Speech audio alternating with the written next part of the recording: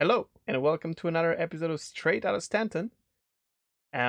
Usually it's only me and Masukas, but we have a guest, a returning guest, Mr. Quicksilver, who back in the days, in one of our first episodes, he was our first guest, and he Yep. was not even playing Star Citizen back then. He started streaming after that, and back then we said we are gonna have him back once he has some experience to talk about that. And he comes at the perfect time because this was a very slow time for Star Citizen in general. We only had one basically ISC to talk about, and then we have our own, imaginary topics and whatnot. We can always talk for hours about Star Citizen, but it's amazing that we have accidentally Quicks now because we were supposed to get together for the last 2 weeks, and then some things happen and whatnot, life. So it ended up perfectly. It's perfect timing. So, Mr. Quicks, how are you doing? Doing great. Thanks for asking. How about yourself? Perfect. What about you, Muscle? Um, Doing good. We Got a had bunch Happy to of be news here. week. Haven't actually played any Star Citizen, but there's definitely some stuff that we can talk about. Yeah. That's for sure. We had like Has three all Good shows. morning. Like, Yeah. has any one of us played Star Citizen? I did a little bit, but yeah. Okay. Yeah. I was gonna try to play it before I got on to get my mind a little refresh, but I'll be all right. Yeah, I'm sure you're gonna be fine. It's just I think the majority of players now are just waiting for the and it's even if it was not so droughty, kind of like before the few days before the patch, if you're not playing PT, you just wait for it, to happen. Yeah, exactly. Yeah. We're like days away from 313 live, so pretty much everybody's just in limbo waiting. To be fair, like they confirmed that there's not gonna be vibe, so Top Papi said they're not viping. So unless Yeah. something crazy happens, but yeah. But still, like you get that kind of like, people who've been playing it or whatever for a long time, or playing it through 312 are now waiting for the added stuff in 313. And when you know that it's that close, like, I don't. For Yeah. me, anyways, there's definitely that like The will for I don't play want to play diminishes. 312. I want to play 313, but it's not here yet. So so Then you just go. the other something issue else. is like 313 is not really bringing much. PTU is up and Yeah, running. We're monitoring it. that's A lot of people whole other playing, and topic. it's not that exciting. But Well, yeah. that was last week's topic. Yeah. All right, so let's get to the news. Oh, before we go, I usually never do this, but when we have a guest, I kind of feel like I want to do it right away. So because we are here all the time, and if you don't know that we have Twitch channels and whatnot, then you don't care anyways. But when we have a guest, it's a different thing. And honestly, I met Quix through Twitch, and you can hear he cares about the audio quality. You can see how fancy his whole studio setup is, and he plays amazing games. And you'll hear throughout the show how easy to listen and engage with he is. So I definitely suggest either clicking under the video on the link to get to his YouTube channel, drop a follow, or just go to twitch.tv/quiXilver09, which you can see on the screen under him as we speak. Okay, I don't want to forget that. Yeah. Alrighty. I was going to remind you, actually. Perfect. Okay, so the idea is to go through the news first. Like I've said, not too much to talk about. We had SCL this week. ISC's on the 3-week hiatus, like Formula One game. Yeah. First topic is something that we were talking about already, which is ROCDS. So for those who don't know, we got the new mining vehicle. Basically, it's technically an upgraded version of ROC. In our eyes, at least mine, downgraded version of ROC.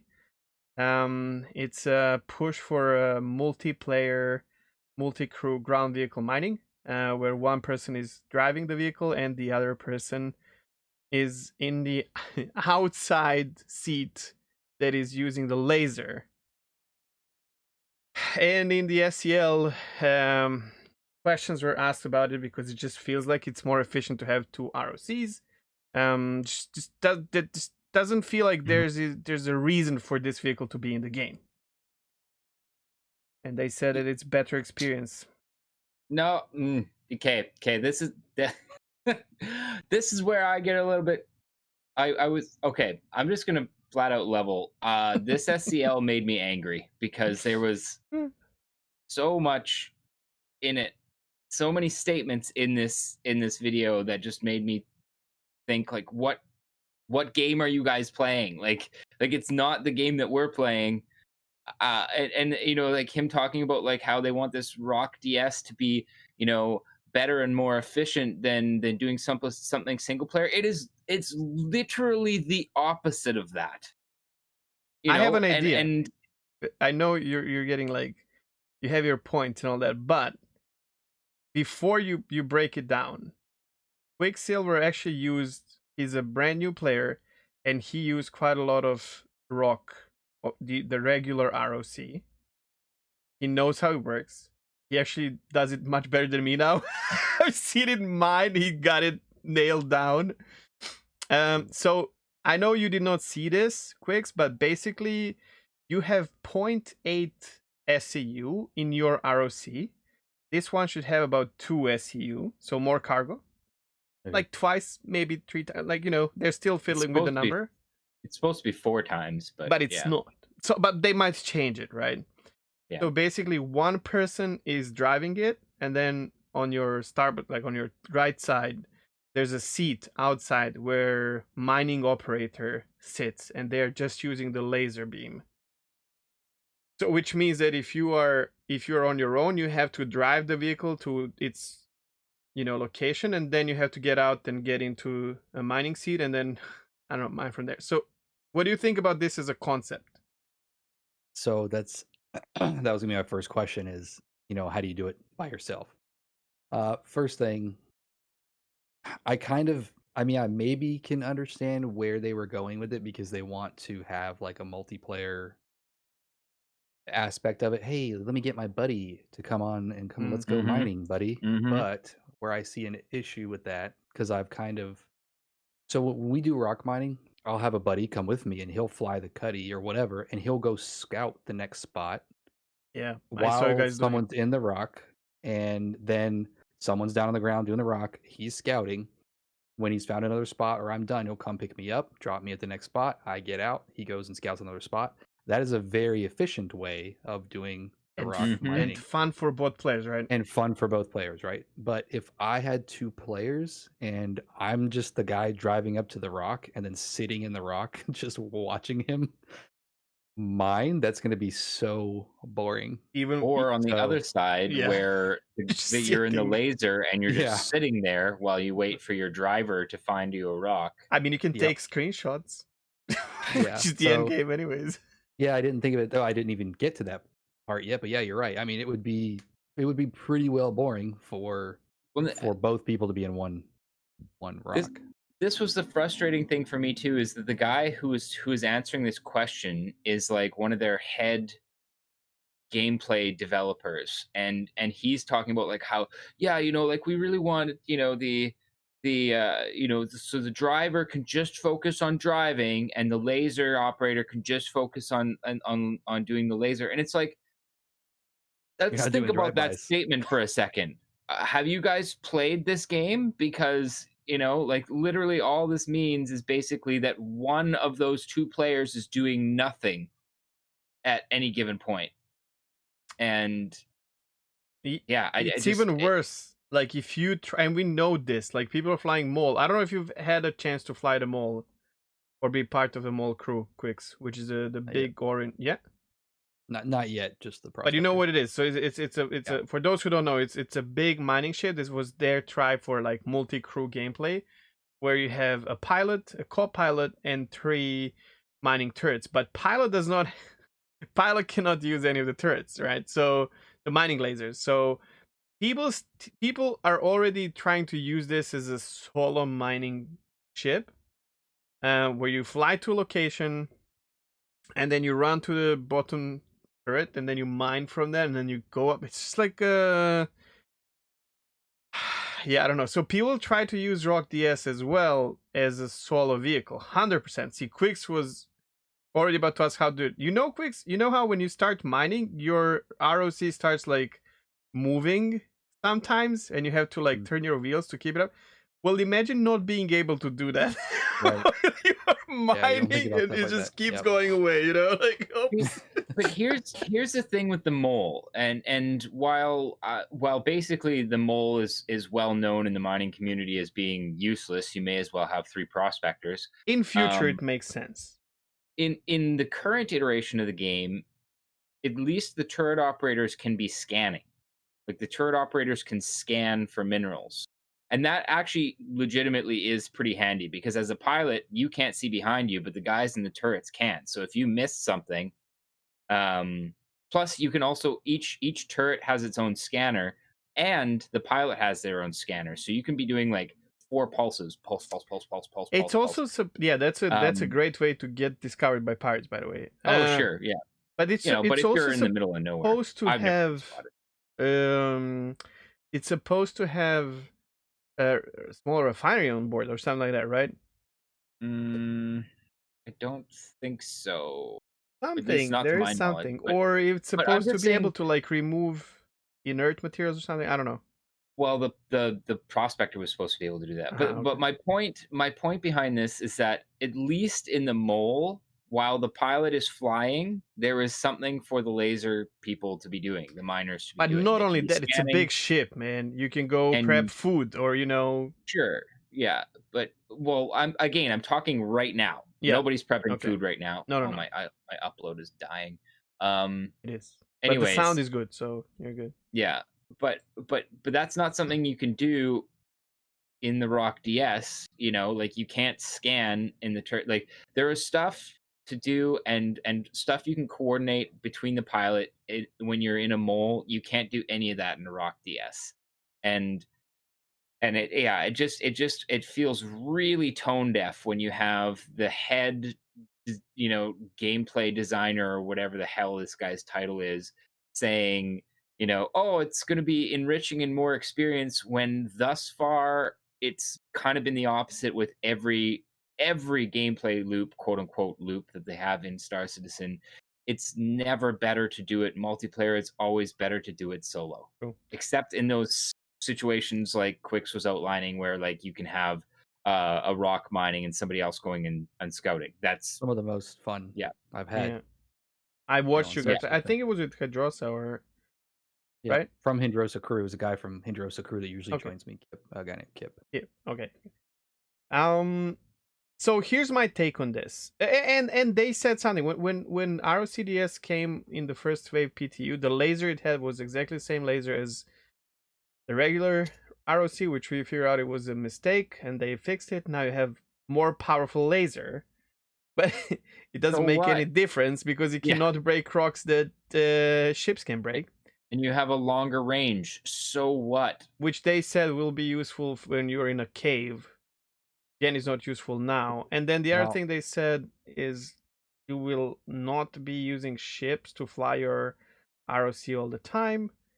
And that's why you want more space. That I can see that potentially being a thing if you have like a homestead near the mine or something, and you like drive out, and that's your capacity. We'll like right now we're putting like all of these rocks in our pockets, but obviously that's not gonna be yeah, doably I was near gonna future.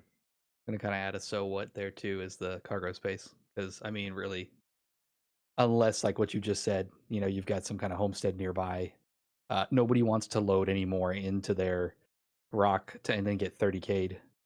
With Yeah. with Oh, that's a 4 point. Yeah. times the amount of stuff that you just spent all that True. time mining. So Oh, it's but nice that the rock is kind of low true, space. That way true, you and can that just you can shove it in the cuddy. true. Yep. Or in your own pocket, or but then Yep. at that point, I would say they have to develop stuff for when the game is ready to Right. play, not for Sure now. they do. I'm just not convinced they're doing it well. I And agree. I can like I agree said, too. man, it's like Yep. and we were saying this a little bit in the pre-show before we were on call with you there, Quicks. Like if they want to inspire people to play multiplayer, so far they've been doing a miserable job at it. And I think that the first thing that they need to look at, like need to look at, is pay. Because the only progression we have right now in this game is financial. And That's all over in the place. in almost every single situation, it is more profitable to play solo than it is to play with somebody else. In bounty hunting, it's absolutely better to play solo, because if you don't play solo, you're splitting your call to arms That might missions. Not to change though, mention with new shields. wait, what? That might Why? change because With new shields? yeah, because if you end up fighting, you know, like right now I can solo Idris, right? But well, I can't really solo Idris even, right? What I'm saying, it might become Oh. more difficult, so that if for higher paycheck, you might need another person, which might even out. But Okay. probably not. Well, The numbers will yeah. still be scuffed. So yeah. But let's play for the game we have now, and I just think they need to do an absolute rethink about their attempts to inspire people to play in multiplayer, because right now literally every single attempt they've made has failed for one reason or another. The multi-crew ships are being used as solo ships, and Yeah. people are finding their own ways to play multi-crew, like Quix did. Sure. But you have to look for that. Yeah. And even then, man, it's like, it's not the game, what is enabling this. It's you finding your way. Exactly. And really, I would say, if you were looking at your credits per hour, that guy who's flying you around in the Cutlass, if you were really going to look at it, and that was something that was important to You're him, losing money. Yeah. like that guy might just go, sorry, the money's, if they're trying to earn money to grind for something, right? Like, it's more fun anyways. with someone, I assume, but like just like pure alpha UEC per hour, the moment you add another person into equation, you are losing money. Like there's no way you can get more. Right. Yep.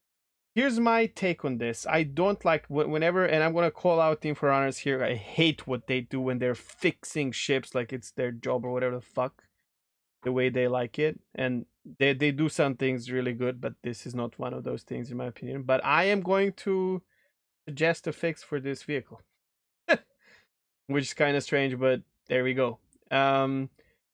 What if, so the laser is stronger already, so what if the driver had another laser, and then these two lasers combined could actually break ship minables? Not a bad idea. Well, or even just being able to mine two nodes at once. That would speed it up as well, right? Yeah, or Yeah. that, right? Yeah. But Because then if you could actually mine ship minables with this, it opens up quite a lot. Because you can carry it in space and then open the side door and fucking mine the asteroid belt, which is stupid, but like, people would get creative with this. I don't know. I can see that. I mean, I could see that being a viable thing to being, if you really wanted to use it for multiplayer. And I guess if you weren't using it multiplayer, you could still use it as a quote unquote normal rock. Right? Yeah. Right. Yeah. But you couldn't. That would be the advantage of having another person. Like, it would force you to get another person, because then you could crack the big rocks. Yes. Exactly. And then that would make it more worth it. And then once the big rock is cracked, then you guys could both attack the rocks that come from that big rock. Yeah. It would make you that makes sense. Consider having another, and even the person who's sitting there being driven around and being bored a little bit, there's a reason for that now, because they cannot do it on their own in their own ROC, right? Yeah. No, I like that. That's a good idea. I like that. I'm sure they saw that as well, but they just, I don't know. Maybe it's not possible to do it, or I don't know why, but yeah. Camera update. It's OBS. Everything else is working okay, so I don't know. Don't worry about it. I'm just gonna have to leave it, because no, the sound is perfectly fine, and I always think of this as majority of people listening to us, and it's nice to see who they listen to. I don't think people care that much about like smooth without movement of our without mounts or fully whatever. without fully killing OBS, I don't think I can fix it right now.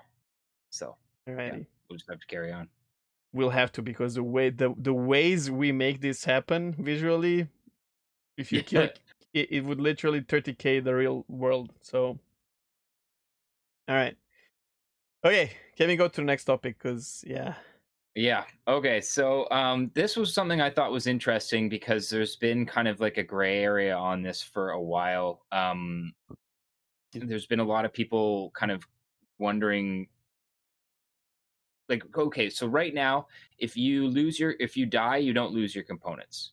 But the question true. was basically, so right now, when you put the subcomponents into a mining laser and you lose the ship for whatever reason, those subcomponents are gone.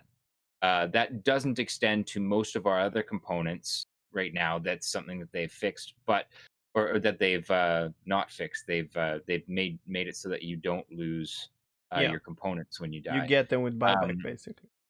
but the question was like, is this intended? Is it a bug? And Pappy just went out full on and confirmed, like, long term, you will lose all the components on a ship They are if not you lose the stock, chip. right? Yeah, that are not stock, uh, barring barring extra insurance that you buy or whatever potentially. Which But they I don't just know think yet, right? yeah, there's been kind of a question mark for a while on, like, are we always going to keep components? Are you going to lose components? In the closer to the final iteration of the game when your ship goes down and stuff like that. And yeah, so Pappy just flat out confirmed, yes, the long term intention is that your components that are on the ship are not insured with the ship insurance that you have. So if you've upgraded all your components and stuff like that and you lose a ship, eventually those components are gone. Yeah. So this also drives into lifetime insurance, and why most of us are saying that it's not that important, because I'm Yeah. assuming that's what uh, LTI is kind of. Yeah. You know, All you're it gonna covers is the hull. exactly, and maybe like stock weapons, which usually, and shields, and just Yeah. flyable The ship, which stock parts. yeah. Stock parts. Yeah. Now, before, like, I just to explain because this is all still on PTU. So, and the questions were for the upcoming patch, but it's all on PTU. So right now we have insertable three, I think, or depending on the laser, like three components that you can add to your laser permanently, and they stay, like they're not like usables, like consumables. And what happens is, right now, if you lose your chip, they disappear. And these things are actually expensive and don't really have a use. But I guess that's gonna be tweaked around, right? Because Salty Mike figured out that it's like Yeah. useless. Yeah. And that, to be fair, that he didn't actually answer that aspect of the question either. Like, when they asked, like, is it intended that we're going to lose subcomponents, when a ship goes down right now in 313, I think he said it's not intended for now, because they cannot did figure, he? like, he wants you to lose it when you lose your ship in combat, but he doesn't want you to lose it when you 30k. That's literally like how he explained it. And right now they don't have such solution, right? Because server cannot figure out how you lost your ship, right? So I think they're going to make it so that you don't lose your mining code. And that's like, if they don't do that, no one's gonna buy them, and they will not get any testing, right? Well, that is true. That is true. Because it's Basically. useless, and then on top of that, well, it's like stupid money thing that brings nothing to you. So yeah. But They'll I have to mean, fix it's that good. It's live. good to know that we have it now in a Yeah. statement that Well, that's what's and happening. yes, yeah. Like, I like hearing, like, it's not the first time they've necessarily confirmed or like talked about how components, long term will probably be something that aren't covered by your generic insurance. But again, like, just hearing it more, like, putting it out there so that people know that, like, the current state of the game is not the long term state Yeah, of the game, as far and as, like, it makes sense, because we're gonna have like components being, well, we technically already have it in some ships, where you can get your components damaged in the fight or whatever, then what? People just like claim the insurance over and over again Claim the to get, ship and get your yeah. aftermarket If parts if back. it's not that big of a if it's not that big of a ship, obviously. Going back to the car analogy, if I get in a wreck, they're definitely not covering any of the aftermarket parts that Of I've put course, into that yeah. car. Maybe you can insure it with a company that is selling you after Maybe. market Do they do that down in the components. States? Yeah, you can Yeah. you can basically set your own kind of insurance in a way.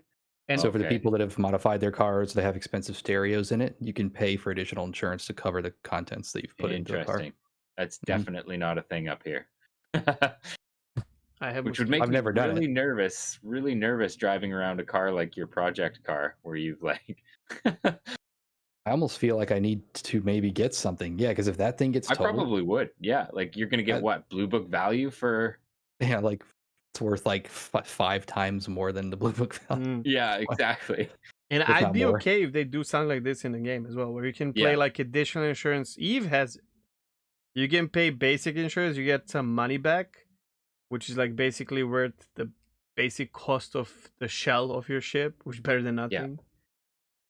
But then you can pay more, right, to get more money and whatnot. So yeah, that'd be cool. I would say too, and this is something that hasn't been confirmed, so this is kind of more imagine territory. But what I would like to see would be certain, like some items flat out being uninsurable. Like if you had something that was unique or like a really, really high end kind of prototype level like part or something like that. Sorry, but you can't insure that. Like because that's not something somebody can order, you know? What do you think about this, Quix? So there's, I think we've circled back to this thing a little bit. Is that it is a game still? And this is a reason why I might not play a lot of the game at this point too, is because if I lost something that I could never, ever, ever get back, and it took me so long to get and nobody else got in the entire world, and I couldn't insure it or somehow make sure that it didn't go anywhere, that I would probably be pretty upset. I think that would be Um, something they'd have to do to balance it though. Like if they were giving you something that was You're like so wrong. that was like so top end, you got maximum risk or you got maximum reward, but you have maximum risk with it. You know I'm what's not gonna saying happen with all that parts. part? I'm not That saying part all will parts, sit in but your garage and you will never fucking use it. correct, maybe. because that's the Maybe. only other side. That's the So only other way. why make something as a developer that people will never use? There was a conversation about this recently with all the items that you get from like subscriptions or whatever, flare items, and if you can lose them, then you're never gonna use them. You're just gonna have them, and then I do agree that it sucks that someone has been spending hours on making something that someone is going to get and never fucking use ever. This is the Yeah. thing. I feel like what I'm not talking about even like 98% of the items that you get. I'm talking about like like something that it's known from the get-go that if you throw this on your ship and you die, you're never getting it back. I'm not saying something that you've grinded for hours and hours and hours, something that you either found or earned or made, but it is known that it is unique. I personally, like, for me, yeah, if I know that about an item right from the get-go, yeah, I might shelve it until just the exact moment that I want to use it. But when I use it, I know it's YOLO, you know? Like, But you're and never then gonna use it, dude. oh, sure I would. It Well, depends. maybe Like you would, but like you're here's the probably like thing. 1% of the people who wouldn't. if I'm with you, if I had to grind like 100 hours for this, like if it were something that I grinded for, then sure, like I think that's just frankly, you're just getting into punishment at that point. But if I- it's if it's like something I found when I was bombing through like some shipwreck and I was like, oh, this is sweet, and then it says like right on the top like uninsurable or whatever, or like you see that basically through your UI and it's like, oh, I get it. So this is basically one of those items that you throw in there and you YOLO with, and once it's gone, and you just accept that. But There are games that do this, and they like Diablo 2, for example, has items that cannot be repaired, and no one is using them. I did. And well, I don't think boss you fight? played like Okay, here we go. overhand game. Well, here's another thing. I want something like this that you can lose, and but this should be a collectible item, not a usable. See, I'm not talking component. about collectible. I'm I talking know you're not. about. I'm I'm saying talking I'd like about to have it something as a collectible. literally, basically treated as a consumable. you know. But yeah, I guess I'd be kind of on the fence about that one too. Yeah, I mean, I don't think there shouldn't be anything that you can't lose. Or something of value that you could lose. I just don't know if it would be that super uber rare, or you had to put a lot of work in to get it, because then it would sit on the shelf, like Cheg's saying. So I'm kind of on if his it's side. going on my ship in like for combat or whatever performance, I would like to have it insurable, which I might not always use, like paying for the insurance, but like, okay, so you guys didn't experience this, but like in Star Citizen, all components that were stock or that were not stock used to just be gone as soon as your ship. As soon as I 30K. experience this every login, my friend. Oh yeah, that's true. I don't even need the 30K. So like when I started playing Star Citizen, that was the case, and you're right. Very few people bothered putting anything other than stock on there, but that's because that was everything. You know what I mean? And I guess for me, it's different when I know off the bat that this is something like it's a one-off. I came across it by Okay, luck. how about It's this? amazing. So you If use it and you YOLO. If it's a unique or extremely rare and you have it, if you explode and no one salvages it, you get it back. But if someone takes it, then they have it and you don't have it. I'd be okay with that. That's Tarkov, isn't it? I was kind of thinking about that a little bit too. That would be the only other side of it, and I think it might have to do with the type of whatever this item is. It's got to be a certain type of item, like it's consumable. Well, then yeah, you're never going to use it. Wait, if it's just something that like is a I know you didn't say collectible, but basically at that point it is does, collectible. Right. It basically all it is something that's collectible and not something that you can consume. Then yeah, the fact that Cheg's got the golden cutty hydraulic part, and then people know that and they're trying to find you to get it. Well then, and somehow you blow up and they salvage it and they get it from you, then whatever. Then you can go back to that person and maybe try to get it back from them or something. But for the simple fact that you can, I don't know, lose it and it's something that's not consumable, I'm not too sure about that. I can live with either. I would just prefer my side, but we can agree to disagree on this one, I guess. I'm on your side for that one. Ultimately, we don't know what the insurance thing is going to bring. I think that most of your components will be insurable, but I would be super okay with super OP, ridiculous components being one-off. I mean, if Bengal is not insurable, I'm okay with that. Well, yes, they flat out said. Exactly. I don't mind that. Like if the whole fucking organization is working on restoring a big ship that takes 3 other organizations to destroy, okay, that's a different thing, right? Now we're talking about something completely different. But if it's a gun for my Gladius, come on, man. They're just gonna sit in the garage. It's a useless item at that point. I'm not fucking losing that. Until you're poking holes in ships, in like a couple shots, and you're like, oh my god. But then that's purely OP weapon. I don't want that to exist in the first place. I don't want that at all. Then I don't want that. There's a gun in Fallout for those old school Fallout players, like I'm talking Fallout 1, where you find a lost spaceship and then you find a gun like that aliens left there and you one-shot everything. It's like and there's like Elvis Presley vinyl with it. I don't know why. Fallout. I don't want. Because I they don't want say, that. Huh? people say Elvis went home. Oh, there you go.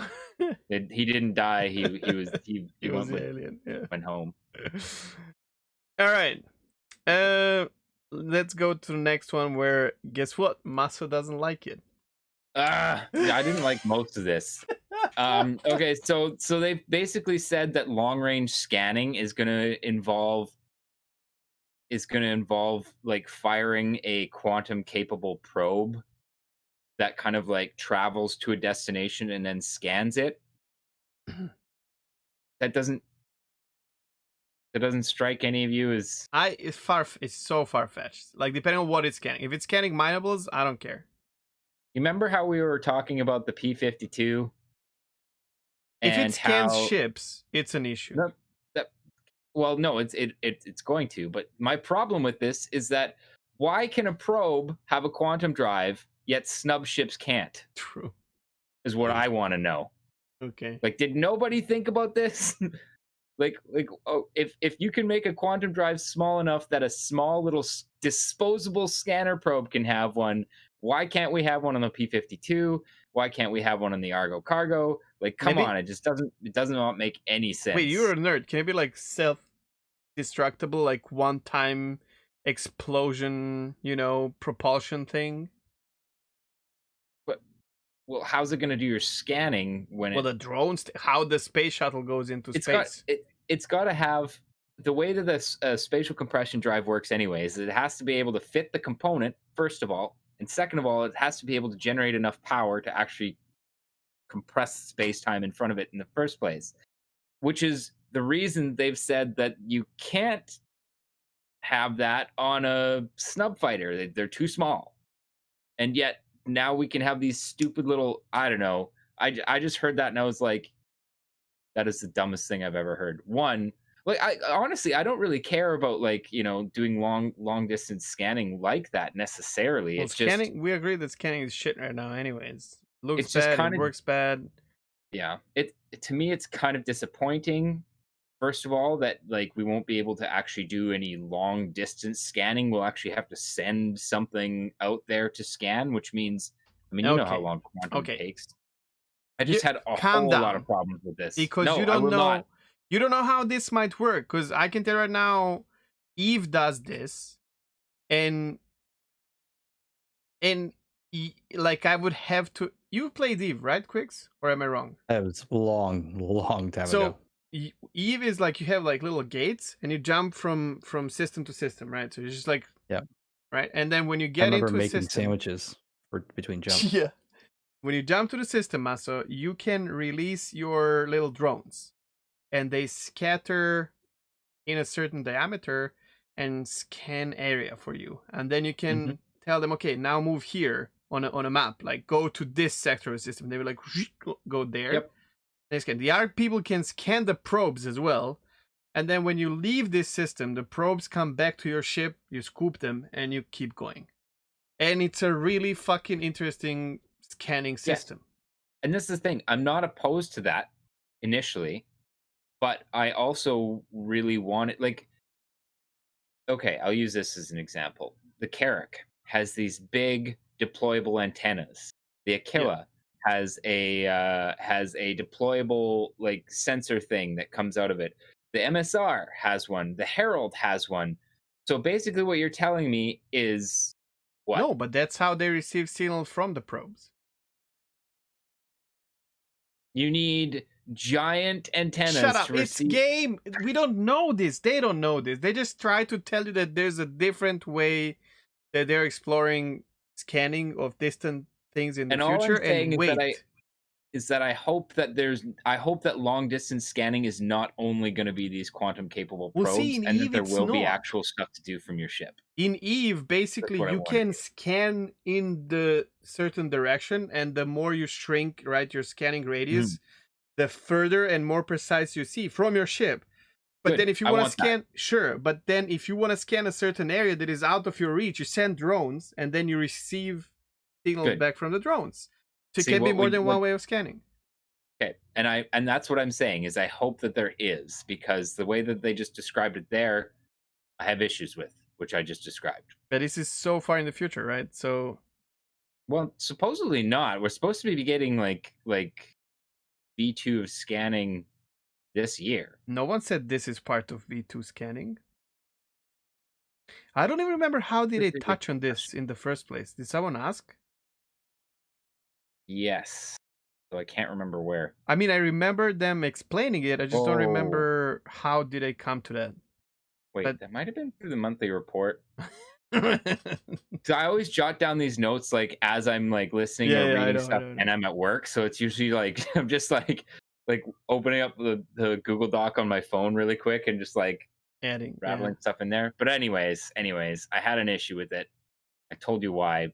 Also, Sure. yeah, Let's see how it not like, comes, and maybe maybe they just don't know how to explain it properly. this is like opposites episode where I have like ridiculous Usually, I'm objections bitching about about everything, and it's everything. usually Peg. I'm usually the one who's like, just wait to see how it pans out. Just wait. True.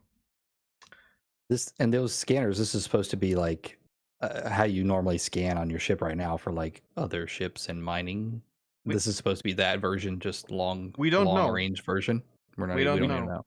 We don't know, except for Some that kind of scanning. they've said that the current iteration of scanning is not It's just a not the placeholder, long. basically. Yeah, it's basically an ugly placeholder.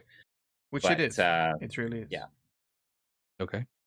I just want more than just the quantum capable probes. I want, I'm hoping that there is. The way I see it is going to be more than one way of scanning, hopefully. I mean, yeah. I don't even think every ship is capable of having probes in the first place. And you have Probably not. small explorer ships like 315. Like Hey, Sen, maybe that's because the Carrack has a drone room. Yep. Maybe that's where maybe that's what those drones are supposed to do. So let's wait and see. It doesn't have to be necessarily a bad idea at all. Yeah. And then again, depending on who was explaining this, maybe they just did not fucking understand. Let me put it this way: like Sherry does explain something, and someone else tells it to you, and they tell you what the idea is, but they don't really understand the logic behind it because they're not as nerd as she is. it can happen. It's I don't know. Sure. I'm not gonna. I don't like scanning the way it is now, and No, it's awful. give me something, and then let's talk about it. Okay. Next topic.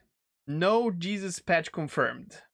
Yeah. I just want to say, it's going to be short. They basically confirmed that there's no patch that will change the game overnight.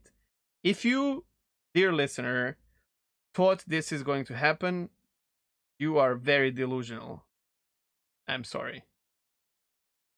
I could say that from a Star Citizen boomer's perspective, somebody who's been around, the people who've been around this long know that there's no Jesus patch, because every piece of major tech that we've seen roll into the game, everybody's always said, this is it. This is the piece of tech that's really good, that's going to turn things around, and it is never that.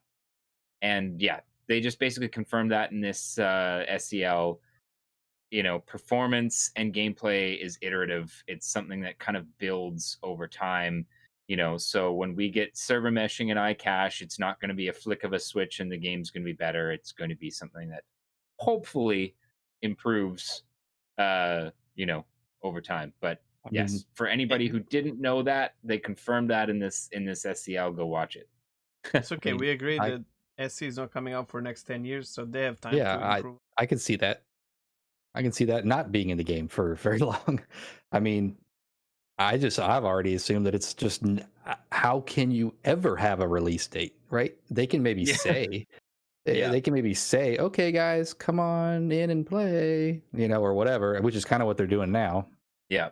But I mean, it's always going to be this, their dream is so big, and they are putting in things to where you could say, okay, this is going to be really cool. But I mean, how is there ever going to be a fine line of when this game is a game? Like, they're going to be rolling out stuff for so long, forever. You're playing a game like that, which we're going to talk about later, which is No Man's Sky, where they promised the impossible, did not deliver the impossible at the beginning. unfortunately, they delivered more than one would expect, but the expectations were so high that it kind of flopped. Um, and then they started delivering the impossible, like step Right. by step. And this game will always continue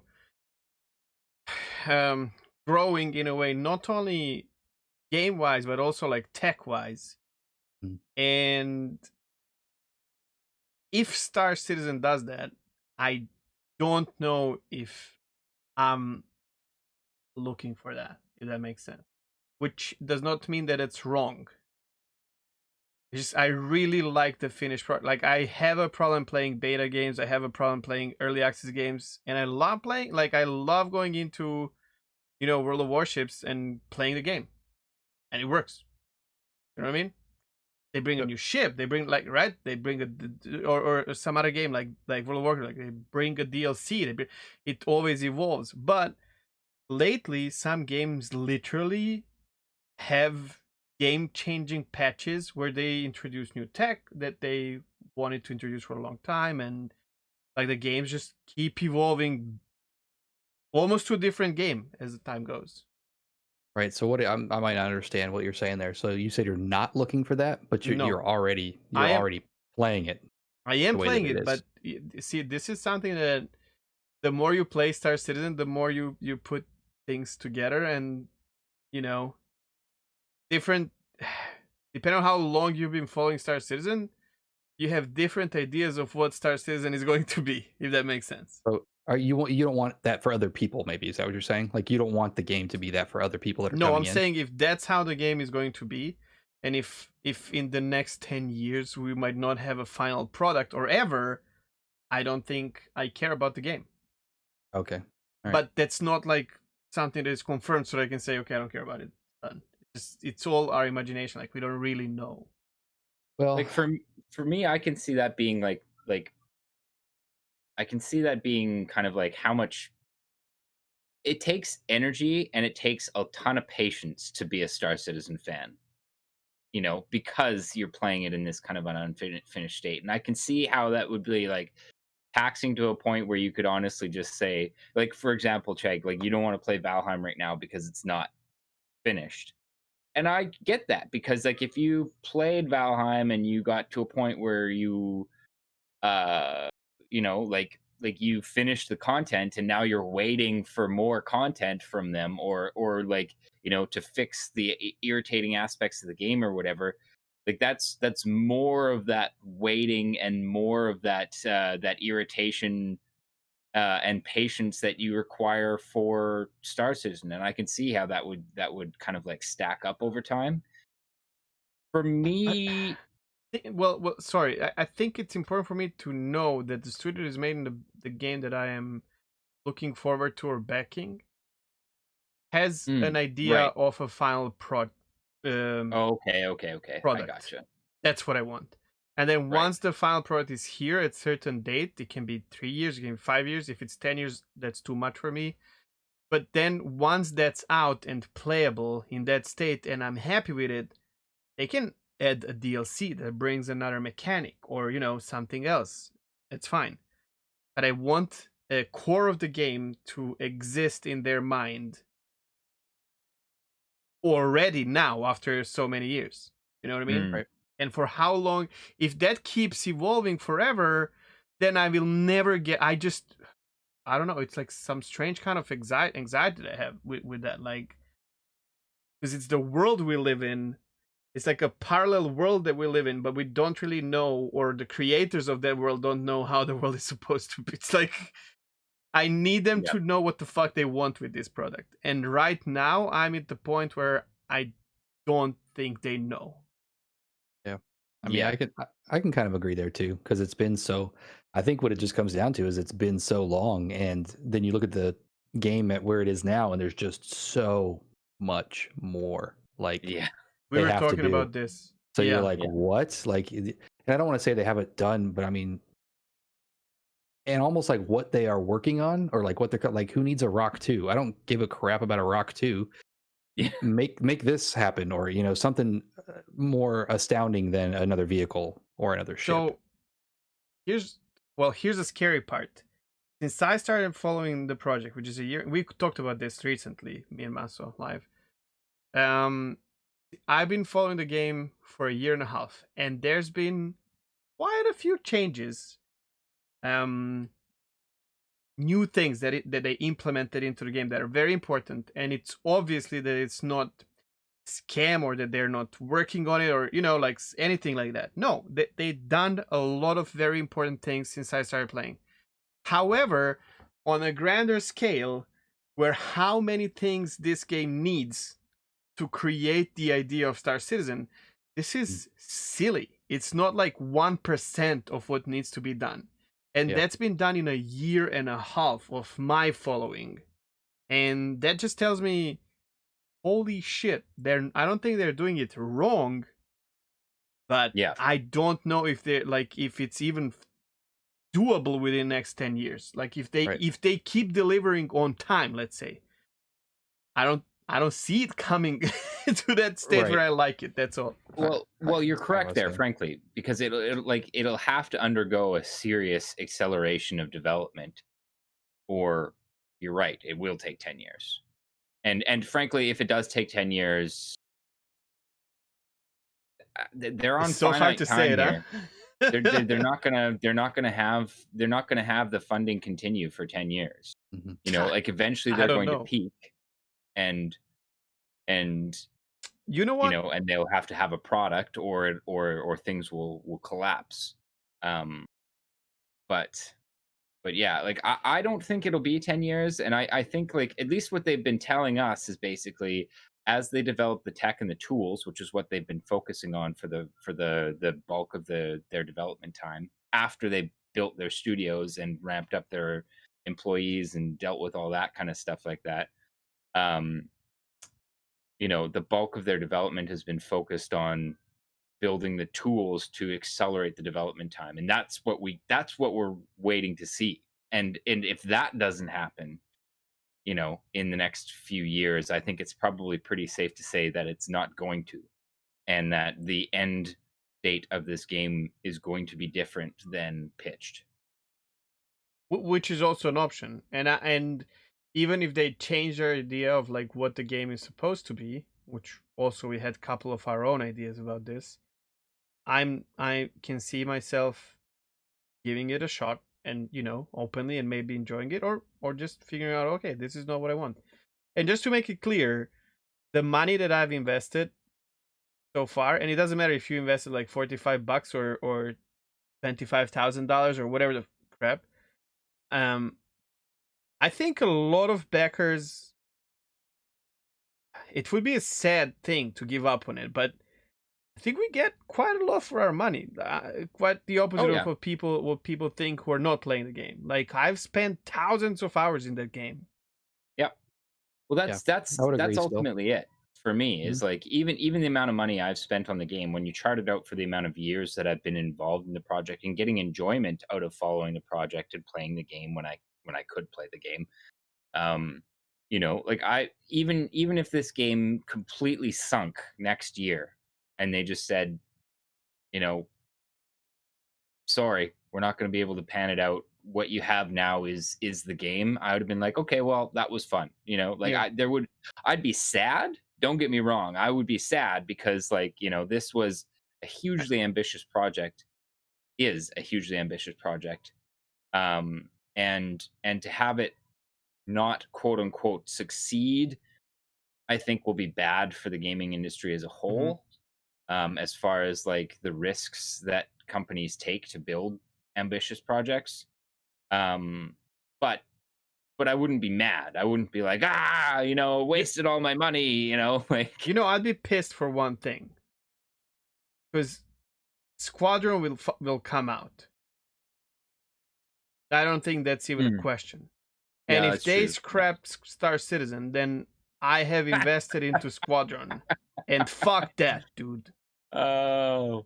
Yeah. Like, I don't have anything against Squadron, but this is exactly what I've been saying. And with this kind of development, I'm giving it 50% chance to succeed, which I think is high enough to be invested. But I'm giving 50% of, flop, especially for the MMO side. And if I funded Well, but here's the Squadron thing, and though, fuck, man. and I know you don't really agree with this, but I think that you'll see that if they do release Squadron, the funding that they're able to pull in from releasing a finished title will give them more of a buffer zone to really keep being ambitious with where they intend to go with it.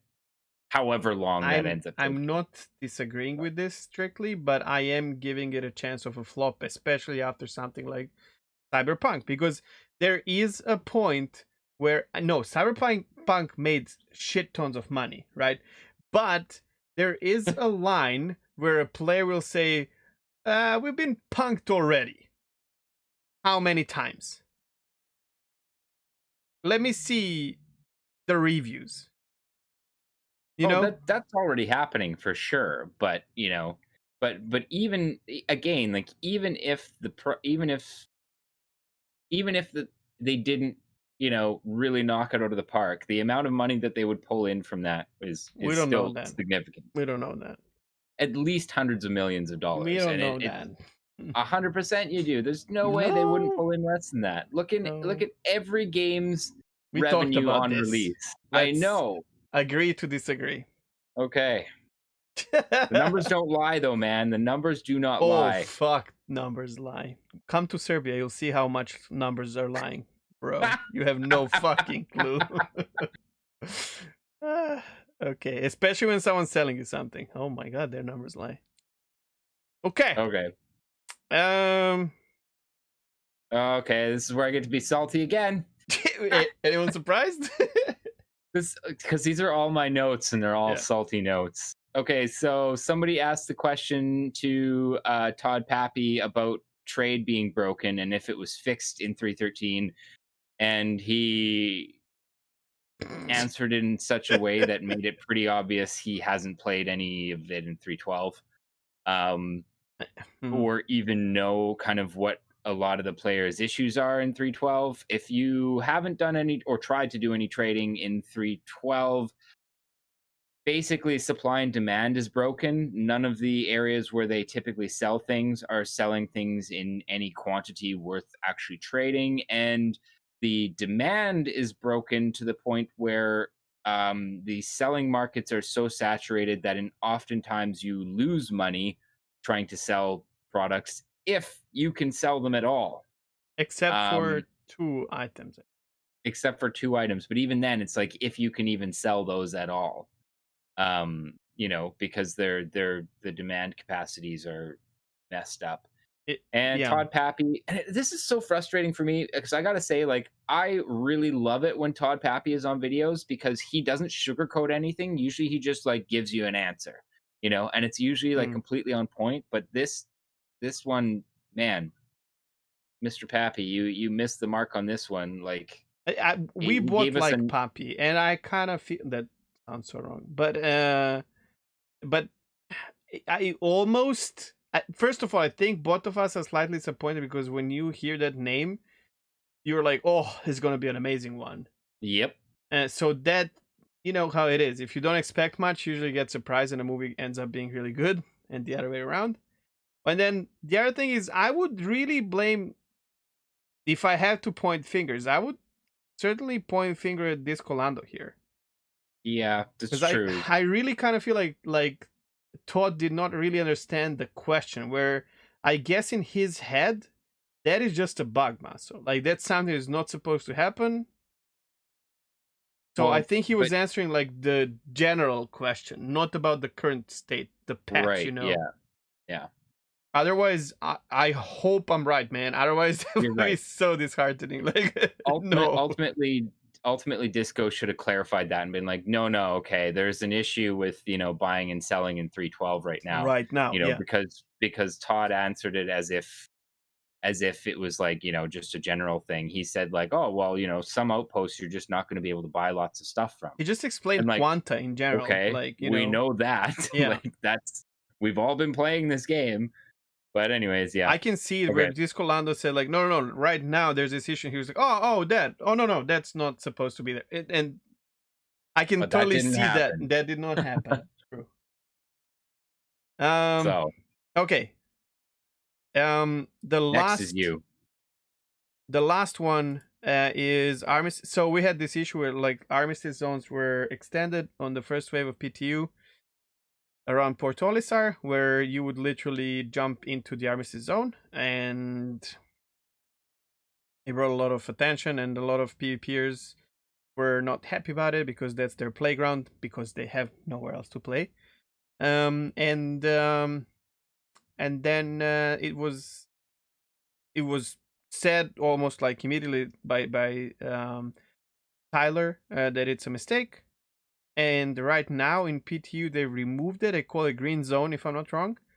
And the zone is still there. I think it's still extended, but you can use your weapon just like in any other orbital station, where you will suffer consequences. Obviously, one is getting a crime stat, which most of these PvPers don't give a crap about. As a matter of fact, they like having crime stats, so someone comes and fights them, or you will be shot by. No. You got to backpedal on that one. Because the turrets don't hit anything ever. The turrets are basically stormtroopers. Oh my god, yes. So in theory, you could be shot by the turrets, but someone said that they improved it a little bit, but I don't think that. Like, I think that's just a server thing. Please, I'll believe it when I see it. Install fucking missile launchers and torpedo launchers on Port Olisar and other stations. Just, come on. Well, yeah, I mean, ultimately, they could literally just switch the loadout on every single one of those turrets. That's what I'm saying. It's not nuclear science. Maybe it is. All right. Because, like, I don't know if you've experienced this, Quix. Have you ever had a crime stat on around a station? Yes, unknowingly. He's been killed by stations multiple times. That's about the only time that those turrets will hit you, is when you don't know that they're lining up on you. Yeah. But if you know you have a crime stat and you are just like actively just flying around, they will never hit you because the server tick rates are so low that they can't track you properly. They will hit you if you don't have a crime stat, though. For example, let's say Quix is with his... Yeah, that's what you want. Yeah. Quix is sitting in his newly spawned Cutlass Black on a pad, and I have a crime stat in my arrow, and I align myself so that he's in between me and the laser. He goes boom, I go hey and laugh about it. I mean, obviously I'm not doing this, but that's literally what the lasers are there for.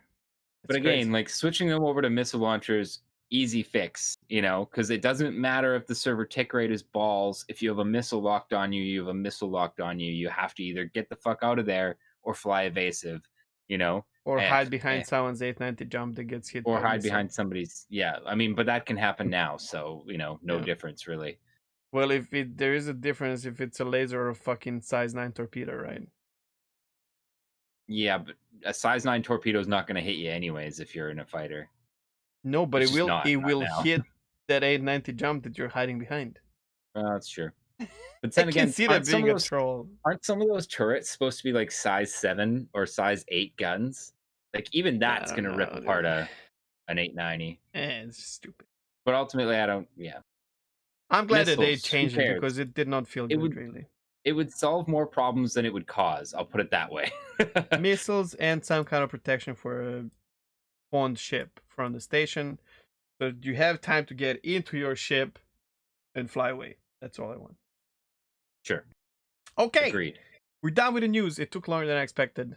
Quite a difference this time, though. We had Quix actually be part of this because now he is like understanding what we're talking about, and he's been playing the game, so more fun than the last time, at least I think. Can I just go back to that? Like, took longer than expected is pretty much that should be our tagline for our podcast. No longer that took longer than expected. All right. So the topic of our show, actually, we don't really have a topic. It will be all about our returning guest, the Quix.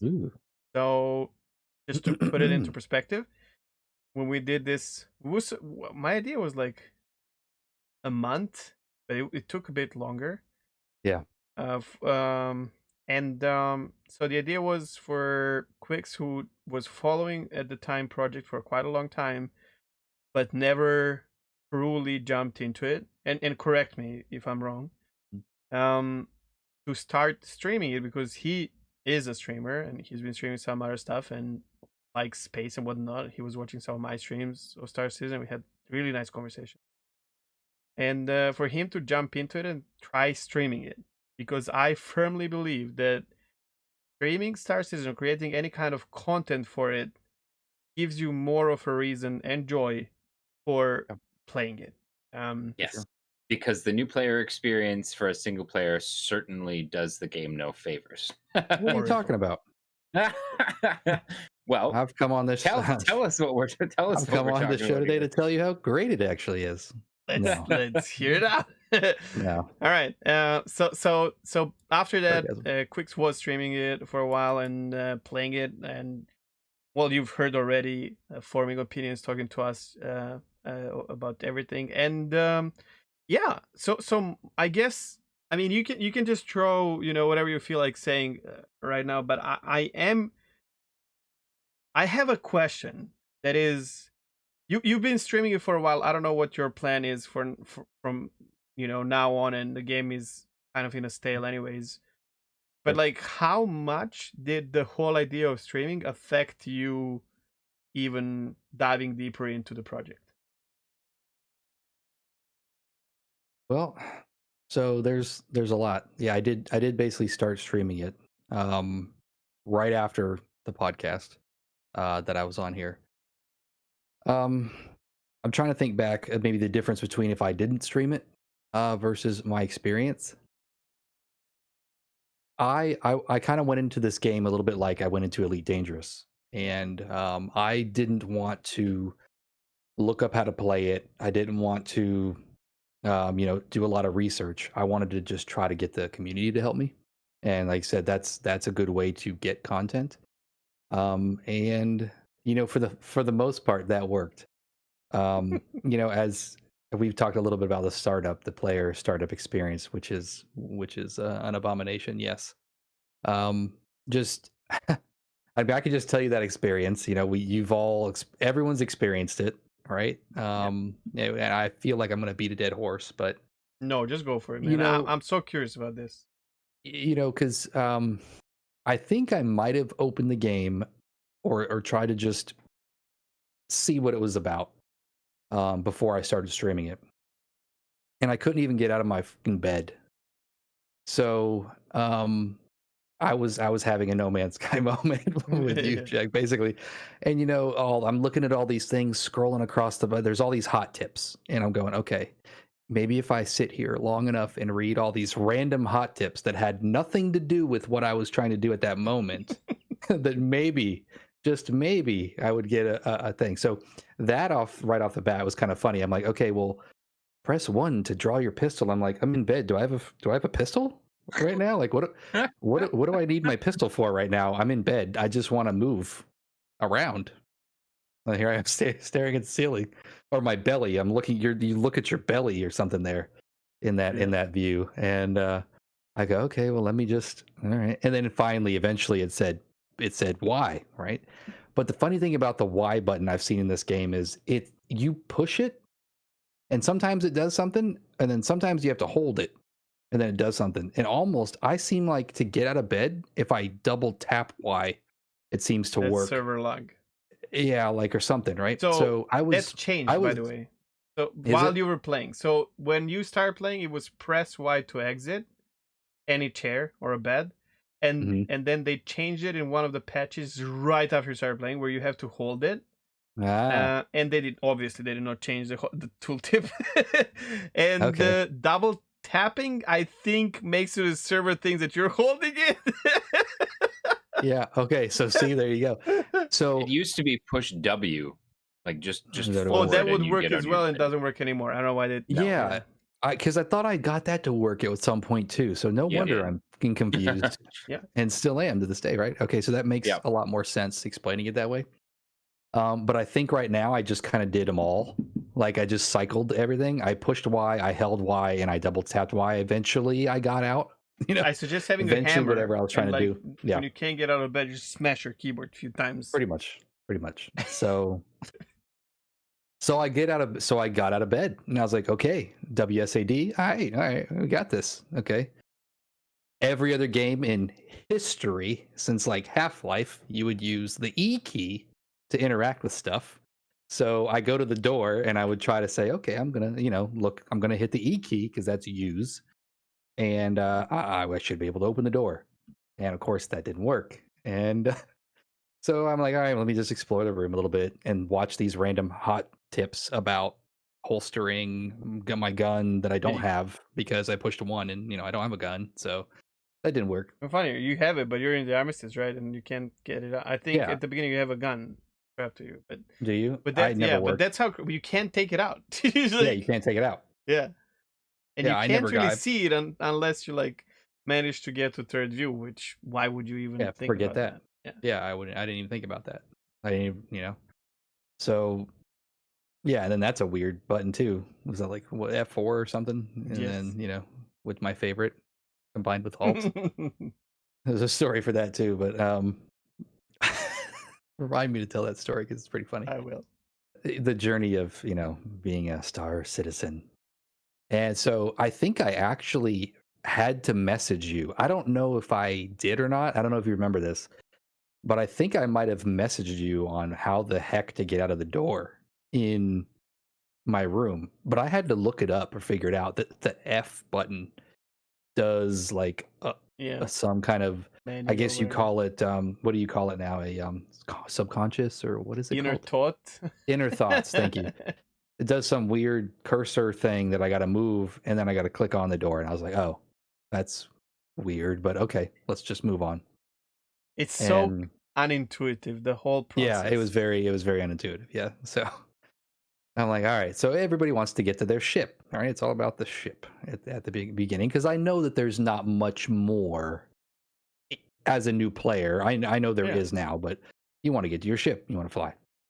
So, I walk around and looking at the pretty city and the views and the visuals, other than the random people that don't look right or they're in the wrong spot. So I knew that going in that there was going to be some of that. Whatever, no big deal.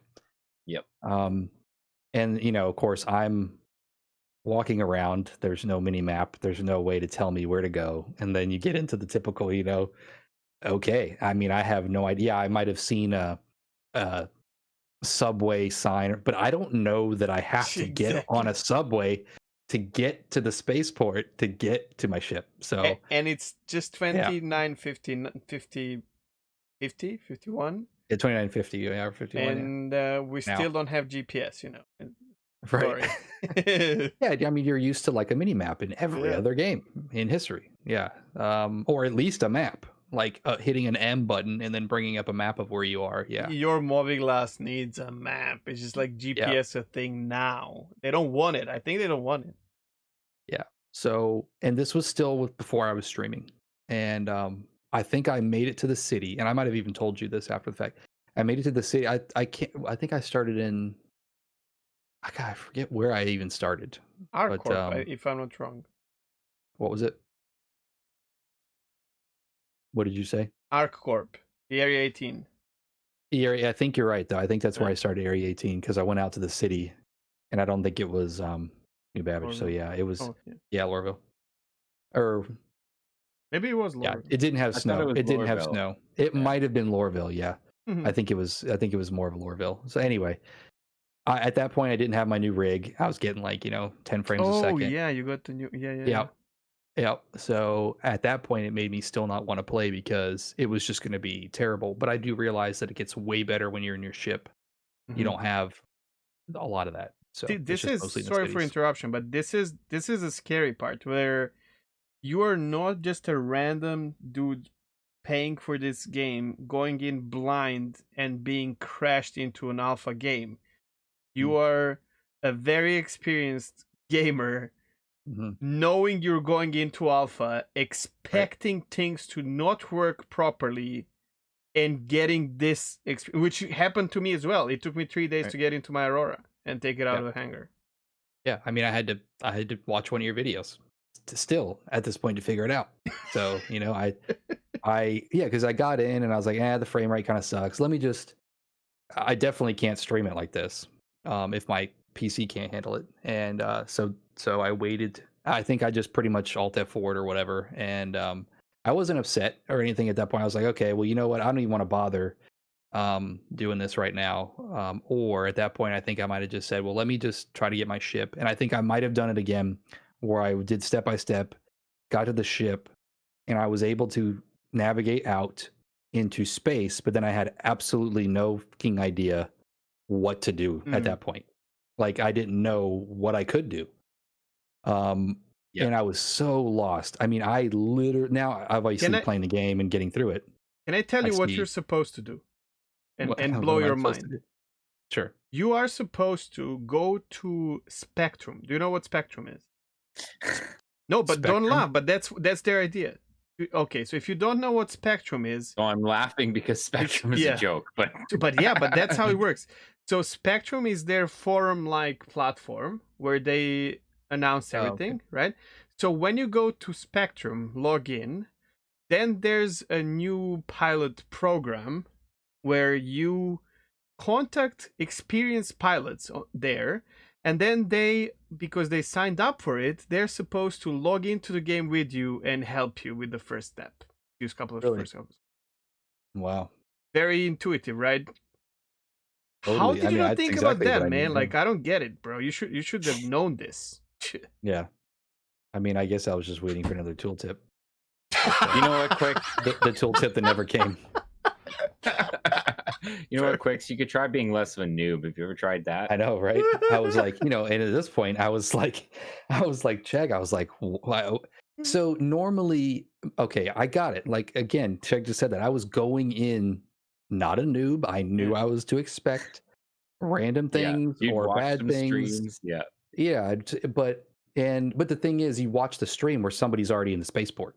Yeah. So they know how to get to the ship. No, just that you're prepared for it. You know it. Yeah, I was already prepared.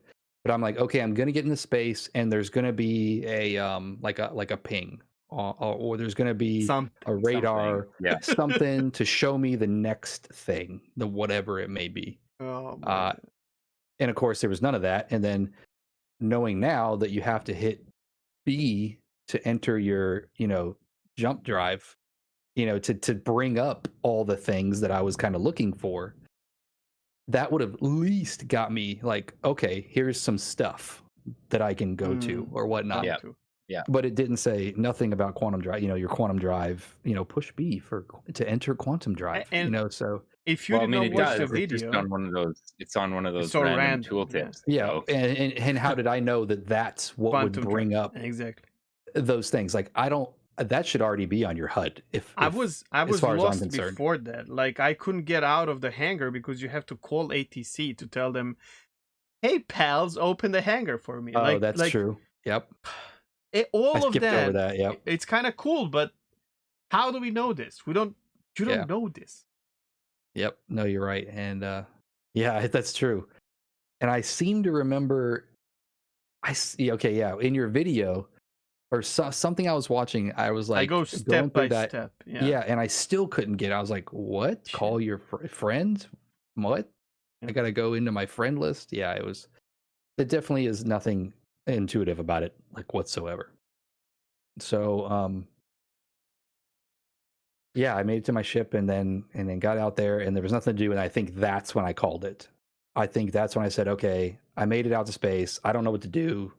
At this point, I need to not be like an idiot when I start streaming it. I need to start doing research, and I'll build my new PC.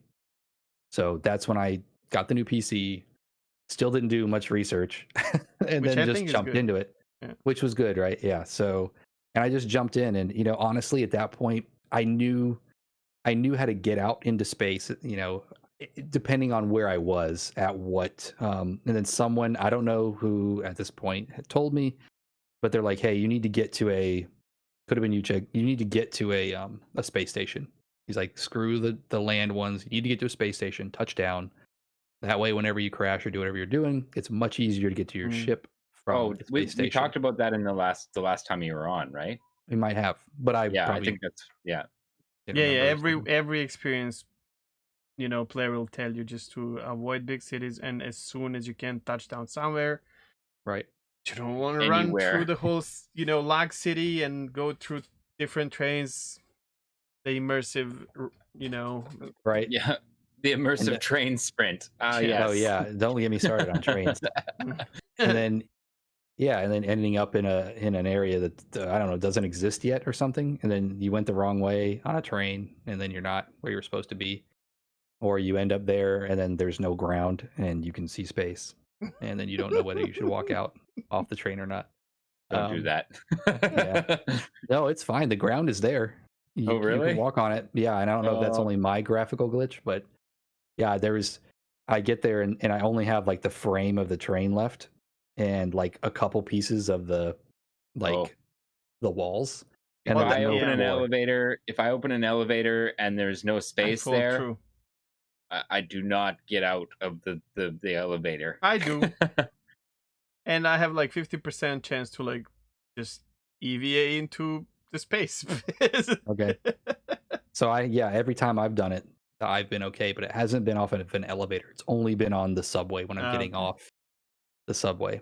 So oh gosh, where was I? Oh, Crazy. but then when I finally did, so they're like, yeah, get to a space station or something, and I was actually streaming this, and I was like, okay, I'm streaming, I'm in it, let's find a space station. I hit B, I'm in the quantum drive, and then 9 million points come up on my map that I've never seen before in my HUD, right? Everything is circles, there's some squares, I don't even notice this at first, right? I don't Yeah. even notice the difference in they're just like, look for Port Olisar or whatever it was. I forget where it was. It doesn't matter, yeah. It didn't matter. I was like, okay. So I start like just moving my cursor around all these. I mean, there's got to be 60 dots on my screen. And I feel so dumb because now I've got people watching me and I'm like, I feel dumb. And I'm like, is there like a different color dot I can look for to where it designates a space station? You would think that would be something important, like, hey, this is a big base or this is a space station. It's going to be bigger. It's going to have a color on it. Now, True. obviously, now I know it's a square Yeah, but instead you of a cannot circle. know as a new But player. Like there's you no don't know way. as a new player. Yeah, it would be nice if it was either a lot larger or had a different color, maybe a big solid red dot or something, or a solid octagon, But anyway, so it literally took me probably about 3 minutes of scanning these things and people guiding me in the chat. No, it looks like it looks like a home base. Like you're playing baseball and the home base. Yeah, look for that. It looks like that. I'm like, oh, okay, let me scan back. No, turn around. I just saw it. And I'm like, And Yeah, then for I'm just stream Twitch delay. lag, Yeah. yeah. yeah. And then all that was going on and it was a mess. But that's funny, right? It's content, but still, okay, I felt so that's sorry, I'm gonna stop you again. Like this is why when we were here together last time, I told you just try streaming, put in your title, I have no fucking clue what I'm doing, and you will get some interaction because it is, and I don't know if you're gonna agree. Well, we're gonna have your experience as well, but I think Star Citizen community, when it comes to helping new players, they really love doing it. Yeah. People want to show off their knowledge, but in a positive way. Sorry. Well, and in some cases too, it's that they want to show off a game that they're passionate about. True. Sure. But it feels Or in the good when you're case of like, me, if I see that in a stream title, it's more like, oh god, I know what a dumpster fire the new player experience is. So let's see if I can maybe bring a fire extinguisher to this dumpster fire. And a lot of people Yeah. think like that and will come to your aid because they want you to play Star.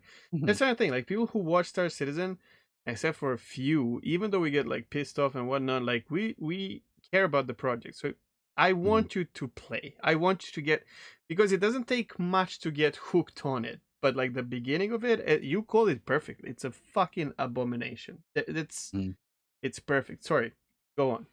No, you're good. I mean, I definitely want it to be a conversation, not just me on a podium. But yeah, and I mean, I eventually found, I think the Everest Harbor, home probably. base. Yeah, it's probably Everest Harbor because seems like that's my home base. It's like where I hang out a lot. But and of course, I think it might have been on the other side of the planet from where it was, right? Then now I have to look for a orbital marker or whatever, right? So I'm looking for this orbital marker, which now playing the game, you kind of get those little hints of like where they might be in in coordination with the planet and where you are with the planet. They're kind of up off the planet. But I mean, you're trying to tell this to a guy who has absolutely no idea like what any of this means at this point. I mean, it's really good that the map is working flawlessly. Yeah, I that's what I mean, was just gonna hit the say. It's map. like, yeah, Yeah. I wish you could just say like, yeah, just use the star map. It's much easier, but it's not. I Right. think And I- I think and- most of us told him, please don't use a star map because Yeah. at that point it was like, double click didn't work. Like, oh my god, yeah. Oh yeah. Yep. So yeah, I eventually got to the spaceport, and it was cool, and I like the fact that I was able to land the ship and everything just fine. I've actually, because again, I played games, I played space games, I know how to land. I played Elite Dangerous, and it was fine. So I could land my ship just fine. I didn't even actually know about auto land until weeks and weeks later, when Hidrosa, I think, actually told me, which of course we'll get into that. What happened I there? actually lost many ships with that. I'm never using it again. Just Yeah, saying. and I didn't like it. Yeah, I was like, okay, well, I can land fine. The auto land is weird. It swings the ship around all whack, and I was like, yeah, I don't even like that. So Muscle It's likes it. definitely it's definitely gotten worse. That's honestly, Autoland used to work just fine. I didn't really use it, but the odd times I did, I'd never had an issue. And then like until like these most recent patches, I can't remember what I was doing. Maybe it was even an accident. Like I accidentally pushed it, and it was like it's trying to land my caterpillar sideways through this hangar. Why? Why is it trying to do this? Freelancers on PO get the small pad on the side, and it flips it, and then the butt hits the top part of it, and then it smashes and just boom. That's it. You're gone. nice. Yeah, it didn't used to be like that. It didn't used to be like that. Okay. Yeah, I mean, I've only had relatively small ships, so it would just swing. To get centered, it would like start swinging back and forth, and then slowly, finally center up. And I'm like, okay, well, I could have just done that better than that. But For sure, especially you know how to do that. You're no stranger to flying ships, so yeah, it was fine. I could get the flying down and everything like that, which I do really like. And I don't know how I know what point to start comparing it to other games, but yeah, it's basically a dumpster fire at first. But once people started showing me, I got help from people in the community. Community was great, just like No Man's Sky. A lot of the space games, the community is really, really awesome. And again, why you say people want to jump in and help, because they do. I would do the same thing. I like to do the same thing. Because, and not really to show my knowledge, I've always just been a person that likes to help people to a fault. sure. Same. Yeah. It's like, and then of course a lot of people consider that jack like backseating, but you want to help, but you also don't want to see somebody struggle, I think is the thing. And I wouldn't want to do that if you're going to spoil some kind of story. But this game's not a story yet. It's got nothing to do. Alpha, So I think most people know that, maybe going in and they just want to help you, and it's okay. So I've got a lot of support from the community in streaming the game, and I think it definitely helps move along the the play style, and lets you figure it out a lot sooner too. I thought, hey, let me try mining. Let me try that loop at first. Where in Elite Dangerous, I actually tried the bounty hunting loop first. Both got help from the community in both games by streaming it, and very, very good community on both sides. Crazy. These communities hate each other, but like in its own, funny? These are super cool communities. Right. I just don't get that thing, man. Yeah, because every what, Master?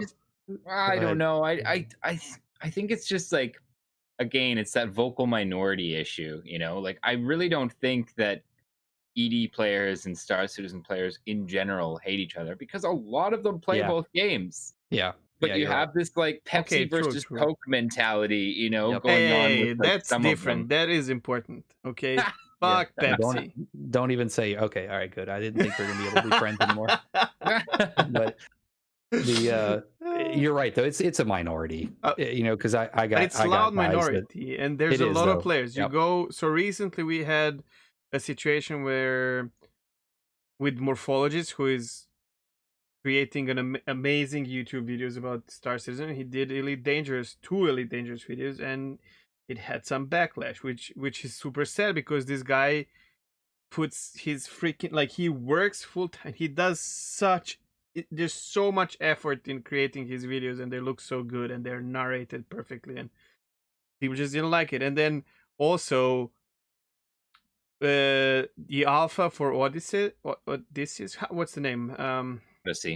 Odyssey is out, and then you have immediately. First of all, I have to say I'm a little bit disappointed. I expected to be kind of disappointed with it, and I am. But then the first thing you see in Odyssey walkthrough by Obsidian Art or someone like who likes Elite Dangerous, obviously, the first few comments are ha.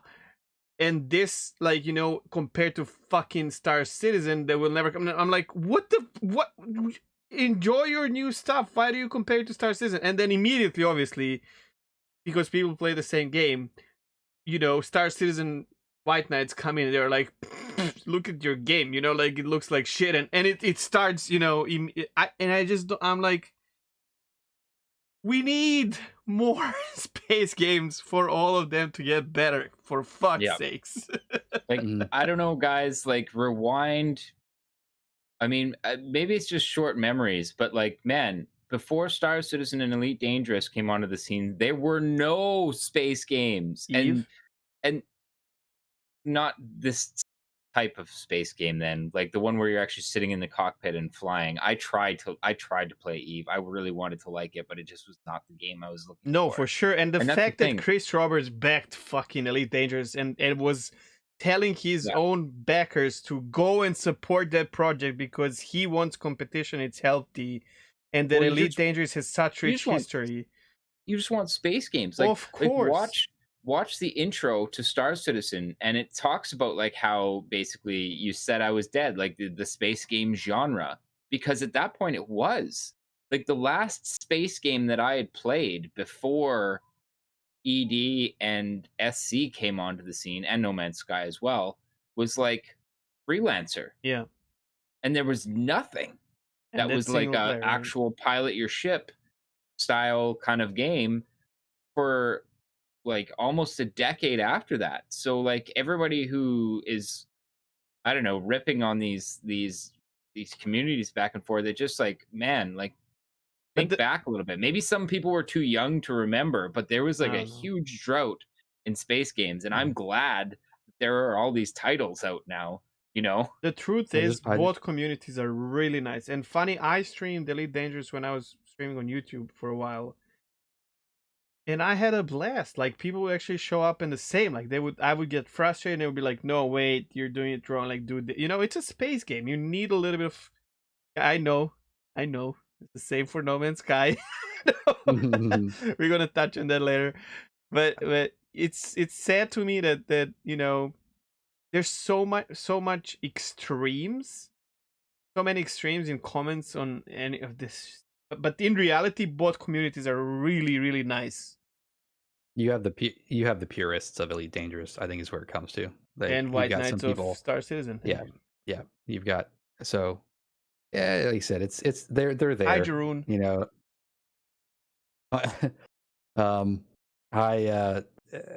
I got them on both sides, I guess, really, because I have avidly played, I think, all three of the major traitor, space man. games. Like, right? And I almost get him feel off like that show. Yeah, I almost feel like that in a way sometimes because I had a lot of people like literally help me a lot in Elite Dangerous, and I do want to play that game again. I enjoyed it when I played it. Just the timing, you play it for a few weeks and then you switch games as a variety streamer, and so and then when I went right from ED to Star Citizen, and it was just like once I started seeing and getting a little bit of the loops down in ways that I could play it, I really, really enjoyed it. So I stuck with it and never went back to ED at this point.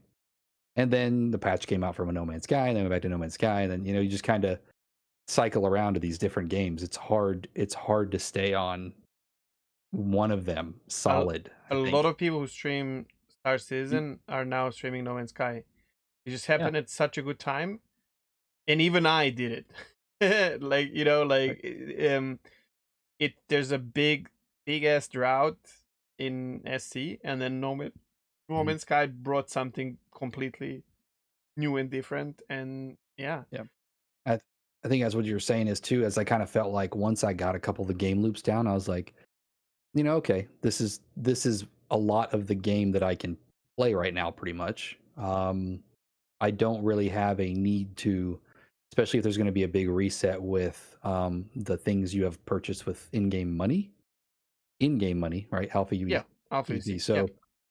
I don't want to grind to that for them to just erase it. I know that I guess Okay. if So you've who knows when this will happen? But there's always that looming, chance, fear, right? chance of losing everything.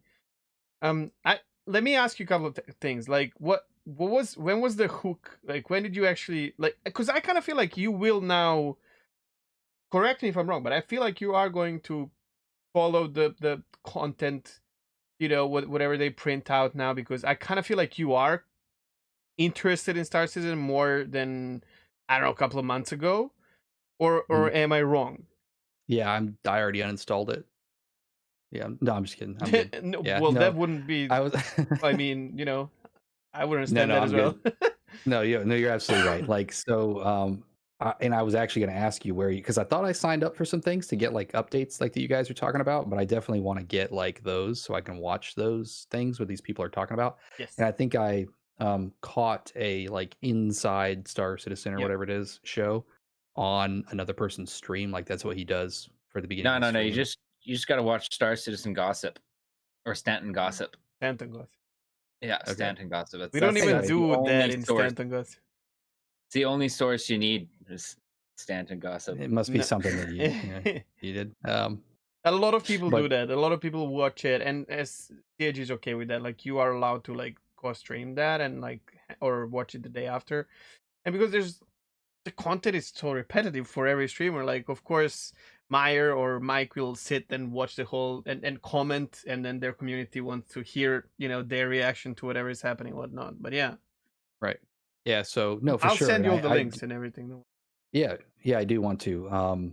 Because I've never been a gamer who's, I don't want to say cared about graphics, but played the game solely for graphics. But Mm.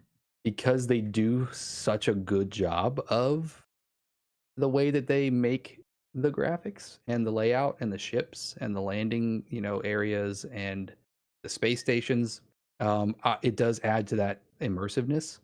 When you, and I don't know if my new monitor has helped in that, Of course it but did. Probably. I've got a 32-inch ultra wide, 2K monitor that I just got to play this game. And when I step out and see my ship on some of the space stations, and you can just look around and it's like, wow, this is freaking awesome. Like it adds to that immersiveness that is cool if you're a space nerd, right? And of course, that's why a lot of people play this game. That's why a lot of people spend $1,700 on buying ships, because that's what you want to see. And I'm not saying I'm not going to be that person very soon. Feeling a little called out here, Quix.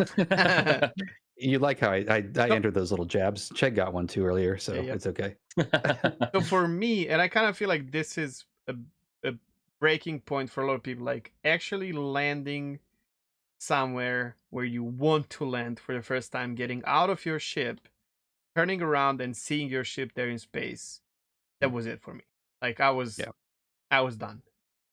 And I knew I will follow that's it. Like I don't know if I'm gonna I didn't know I'm gonna play it like how much I did and all that, but like and have podcasts and I don't know. But that was the moment it was sold. That's it. Yeah, I can agree. And like when you're coming out from doing something, or I know you hate Drake, but when I come around and I look at that cutlass that I'm about to get into, and I'm like, well, this is like my ship, and like you call down the door and like you get in and like you got to turn around and close the door. Some of the things that a lot of people would find monotonous and like, why do I have to open the stupid door to my ship? Like, why can't I just hit E and enter my ship and then start flying? But the more you play the game, the more that actually does make it that much more immersive and enjoyable for you. Now, the mechanics of it sometimes can be a little bit, crappy. They don't work, or you're just trying to hold F to find the perfect spot where it says enter pilot seat. Maybe, come on, there it is. Okay, let me back up a little bit. Let me turn around and do a little dance. And then you might find the perfect spot where you and hit then the the seat pilot might seat. kill you.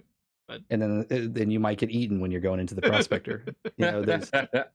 So that part obviously needs to be worked on. But the fact that you are doing it and the ladders are coming down, and obviously like some of the other ships, like the Talon, is it the Talon that I was wanting to fly earlier? Is it called the Talon? The bird one. Yeah. Is that I have that right? Yeah. Chrono let me borrow his definitely his Talon. Yeah. And I mean, that's one of the longest seat animations available, but it's freaking cool. Like, to walk up and then like stairs like melt down and you get into it and then it like melts you back up, and then your cockpit is like augmented reality, and then like the tiles just disappear. I mean, nerds are just like heads are exploding, right? And I'm like, true. So that's cool, and I want that ship now. Is it going to be a ship that I drive every day? Maybe not, but if I want to go out there and do that and look at how awesome it looks, because when you fly it around in third person mode and the lights hitting off of it and the way they got the chromatic like paint on it, and I mean, it's just a awesome looking ship. And there's so many other ones like that. I think even the Cartool, or what is it, Cartool called Cartool, he let me borrow that. Is it the most ergonomic ship or whatever? Probably not, but it looks freaking cool.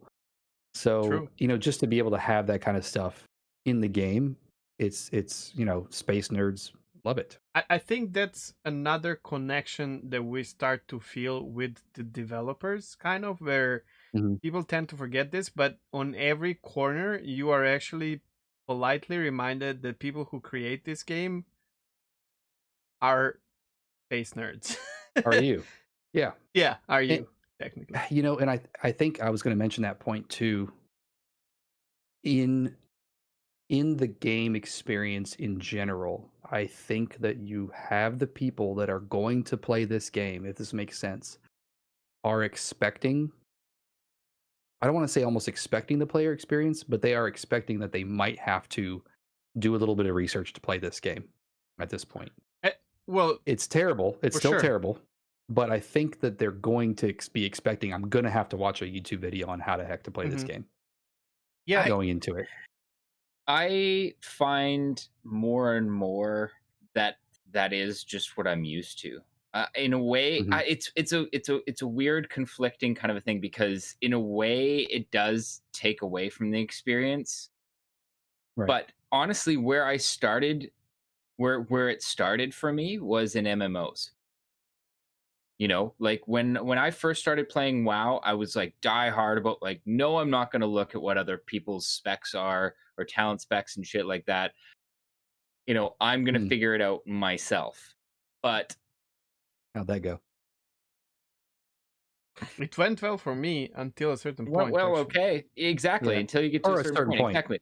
And in vanilla, it's one thing, but then like expansion rolls around or whatever, or for like, let's say you step away from the game arena and step for me. back.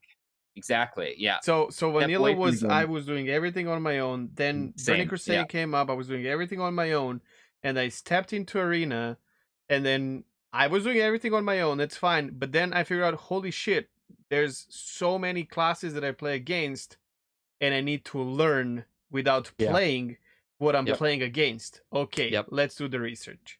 For me, it was similar, but it was like when I'd stepped away from the game for a while and was coming back because my buddy was like, let's go do arenas or whatever. And he's like, you should play this class. And I was like, okay, sure. And then like at that point, it's push. Exactly. It's like I've never played this class before, so I guess I better do some research. And now it's just something, it's kind of second nature to me, to be honest.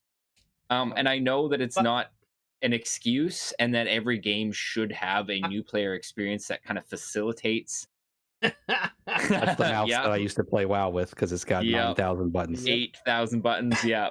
Okay, wait, but these Um, are two different things, I think. Like, I have Totally, but nothing against researching to get better if you are trying to min-max certain segment of the game.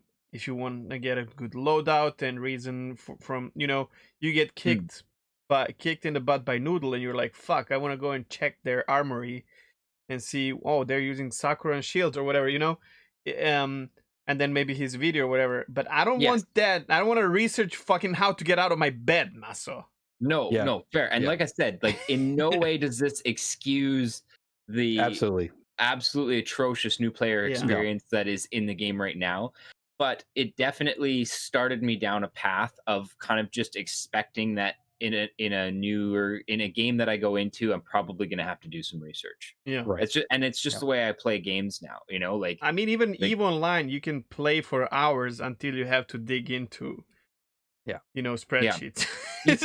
You know what hammered it home for me was when I can't remember exactly what game it is, but I'll use one where it definitely did affect me. A buddy of mine was playing a modded version of Minecraft that was like very, very, very technical. It was all like tech tree based. And I went into it like, I'm just going to go in and figure it out. And I did. I figured it out. But after playing through it a while, I realized, oh my God, if I'd have just known this, it would have saved me so much time. And that's what kind of tipped it over for me.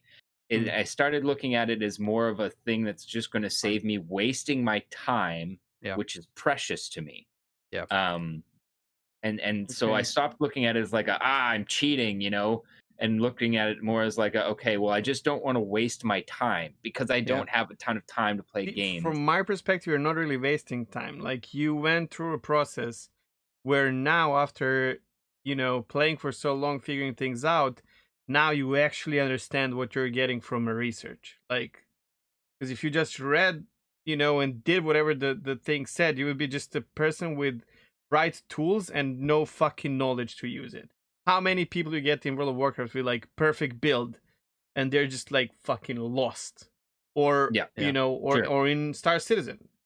There are people that I can kill in Aurora, even though I'm not that good of a pilot, but they just don't understand. Like, and they have, perfect build on an arrow.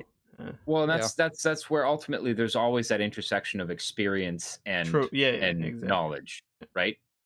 But I'm down for research is good. I mean, yes. Let's put it this way. I want the game to be so dense with like gameplay and information that you cannot know everything. And like borrowing knowledge from someone online who is, more into that part of the game. Why not? I mean, there's nothing wrong with it. Yeah, it's the minuscule tasks that should be there to get you through to where it's an option at that point to research, not just like you said, trying to get out of your bed. Yes, like the fact that you got to go read a YouTube video or watch a YouTube video to get out of your bed and get to your ship should not be the thing. But absolutely. I think people at this point going into this game, knowing what it is, knowing it's an alpha, knowing it's not complete, probably are expecting that they're going to have to do that. It sucks that you have to, and it does not excuse the abomination Agreed. 100%. of what it is, but I think people are at least expecting that. So I don't know if it hinders a lot of, people staying in it. For sure it does. I don't think they're going to, but I don't know if these people would stay anyways, because that's just the first hurdle, right? Exactly. I think the people that's what I was going to get to. My point is, I think the people that would leave at that point don't want to play the game anyway. So that is an unfortunate truth. So or they shouldn't be playing the game. Like, they're just not at least not alpha. Like, right. They're the people that want to play the game. They want a linear path or whatever, or they just want to do. That's what those people are going to be, I think, in my opinion. Like, I think if you are, knowing what this game is, you've played space games, you're a space nerd, you want to play this game, you're going to find a way to play it. It might not be enjoyable at first, but you might kind of be expecting that a little bit. Again, doesn't excuse it at all. No, but we agree on this. But you pointed out right there, in my opinion, why the level of recurring players and the amount of people playing this game compared to the amount of people who backed it you've just explained, in my opinion, why that disparity is there.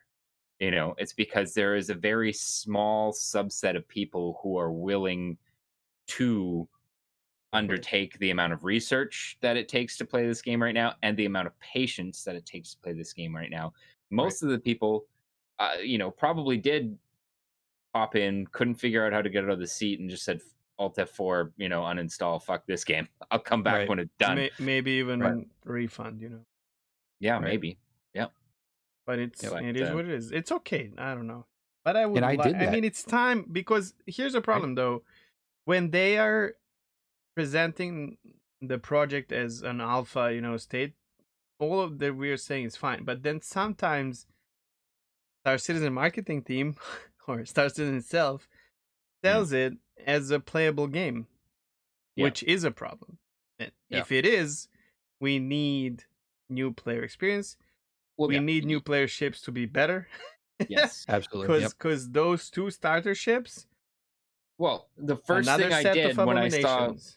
the first thing I did when I saw Quick streaming was pop into his stream, seeing that he was struggling because he was trying to figure out how he could possibly get his rock into his Aurora, and I was just like, oh my god, okay, here's money, go buy an Avenger. Right. Rock? Well, yeah, because remember you told Rock doesn't go into Avenger. What are you talking about? Rock doesn't fit into Avenger. It fits into well, at any rate, Cutlass Black. at any rate, the struggle was I thought I was It was a buying this box, ship not a because it was rock. supposed to, He was probably doing a delivery mission, I think. because I was supposed might to have have been this or whatever, and I was just like, you know what, just skip it. Just I remember skip this that. because we Here talked you about go. this the day after. Here's Right, an because you were, Avenger. you were saying what was going to happen when I was streaming, and then Matzo comes in and does it. Yeah. Which is fine, because there's a Is it fine though? It's I'm not going to fine. explain Yeah. why it might be fine. Okay. Because the game is not a game yet. And I think this depends on the person. I think this really depends on the person. If you were to give me something that was going to ruin some sort of story or to tell a part in a story of a game, then I would not accept it. Yeah. However, to me at this point, and again, this is my opinion, it's not the game yet, and things I consider that aren't permanent, I guess, because you giving me the money for this Aurora, if there's some big wipe, I don't keep it. That's out of question. You're right.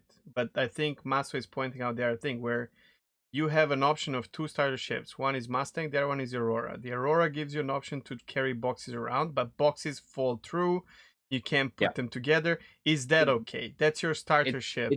That's exactly it. It's that both of the options that you have for a starter ship, unless you know what you're doing, are not suitable for starter gameplay. Neither of those ships are. And that's a problem. That's not okay. You know? I just think that they maybe remove the bed out of Aurora. Who needs it? For now, or something. So you can put boxes in there and actually use it as a, delivery. Start with something. Not to mention delivery missions are fucking horrible, right?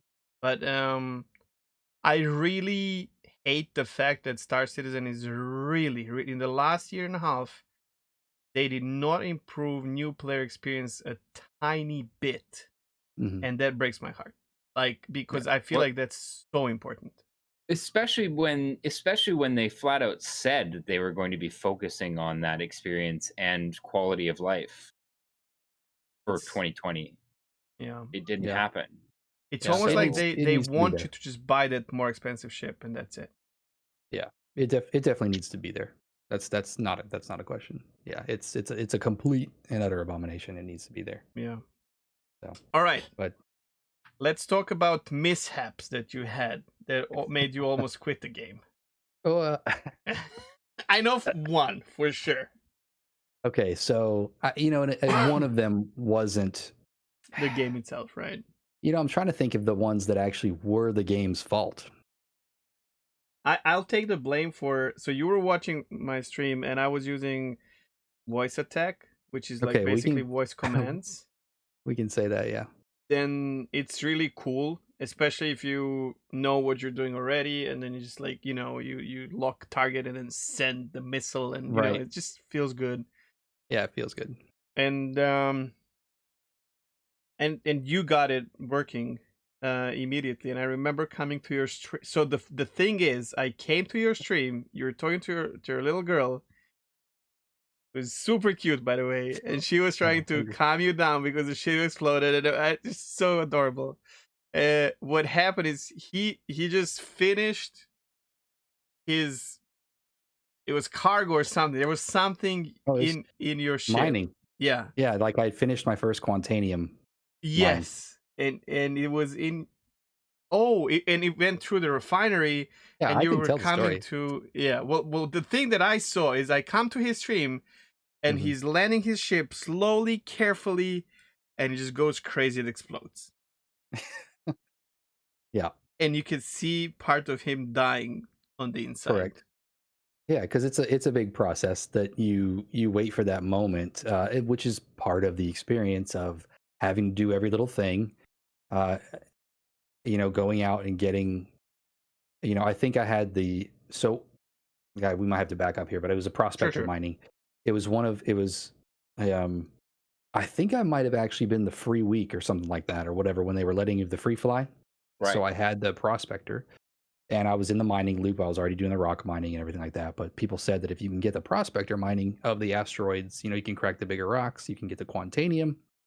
And I had gone out, got the Quantanium, brought it back. You got to land at the space station. You got to refine it. The refinement can take up to 24 hours if you're doing the good one Yep. Yep. that refines it. So I had done that, and I got my cutlass, and I'd gone and I had loaded up this Quantanium, and I was going to New Babbage, I guess, to sell it. And it wasn't even about money. You had money at this point already. It was just the end Yeah, of a correct, good loop that you correct. invest a lot of time into. My first loop, yeah, because I'd never sold I'd never Yep. sold any minerals, so I didn't know that part of the loop. So I was excited to see that part of it, and then you get the fruit of your labor. That Yes. was the Yep. fruit of Which it. I think you You were at already the had very few end. mishaps already. And it was like, okay, Eh, finally it was Yeah, there. yeah, Oh my god. yeah. So basically, something happened with my voice attack. I had a command that was engines, I guess, and uh, never once too, which is funny. Never once had I ever had any problems with voice attack recognizing any other word at any other point in time, ever. And I've been using it for probably a week or two at this point. And somehow you can even, I've got the highlight on my Twitch channel. You can look back and listen, and nothing sounds like the word engines. The only thing that was happening is my daughter was talking over here, but even then, you don't really hear anything that sounds like that. But that's what happened in the end. I was in the bay. I was already in the bay. All I needed to do was bring it down, and all of a sudden on my screen I nosedived. I started nosediving. I couldn't control anything. I didn't know what was going on, and my ship exploded. So but I To found this out day, later I don't in the understand why it log. exploded though. Because Yeah, he lost the power halfway into a hangar mass. So with landing It gear wasn't a down. far fall. No. And the only reason, maybe because it was Quantanium, but it was That's the only thing refined I can think of. Quantanium. Like it was not raw Quantanium. So it shouldn't really happen. It's crazy. yeah. What did somebody? Oh, so well, no, because we said engines. We might have thought that power happened, and maybe it powered down my shields, so it made it blow up. But it was engines. And yeah, the only reason I found that out was I was like, let me look at the log. I had no idea what happened at that point, but I found in the log of voice attack. I looked at the timing, the timestamp, and everything on my stream versus the timestamp on voice attack, and it matched up perfectly within 30 seconds after me saying landing gear. And then so I, put my landing gear down, and then 30 seconds later, somehow the engines code was recognized, and that's what happened. My engine shut off. So Brutal. I thought Oof. he's gonna it Yep. was, quit that day. that hurt. And again, it wasn't because of the money or anything like that. It was just a long awaited game loop. So to go back, so yeah, I don't even know if I continued to stream or not. I probably did, but I definitely didn't do mining. Um, on my first attempt at this, I got everything, did the same game loop, and I refined all my my minerals, and I was on my way to New Babbage again in my Cutlass, and I was screwing. This is so dumb. This is not the game's fault though, right? I was in F4, because of the camera, and you have to hit Z to then move the Right, camera yeah. for free look, and by golly, I hit F4 and accidentally hit Alt because I wasn't looking, and it Oh, just shut the game down. I remember you told me that. Yeah. Yes, Oh and my I was like, God. I was in Quantum Drive to New Babbage with a container full of, Quantanium again. oh my And god! I was like, he's cursed. So- That's it. So have that as a precursor in your mind when my ship lost power.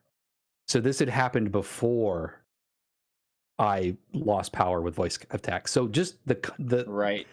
So it's a double whammy. It was a double whammy. Yeah, I had already done this. I had already been through the loop. I had already spent hours doing all this, Yeah. waiting the hours and days to get it refined, and then I Alt F4'd the first time, which was totally my fault, but still hurt. And then the crash Well, happened after this. Sort of your fault, and also sort of like, Well, the you game, know, yeah, the fact that the game does not save like- anything, right?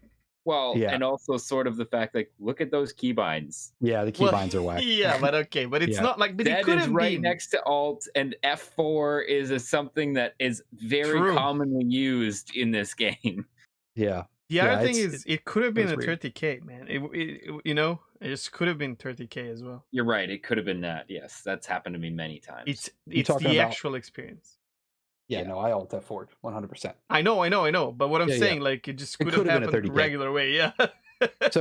So I did experience one of those while I was mining too. So Oh I was my out God. I was out right now. This was actually relatively recent. I think right before I stopped streaming it. I hopped in and I was, but I'd been sporadic because of my move right now. I Mhm. hadn't really been streaming a whole lot, and I was like, you know what? Let me get in and get some. I'm just going to chill, listen to some music, and mine.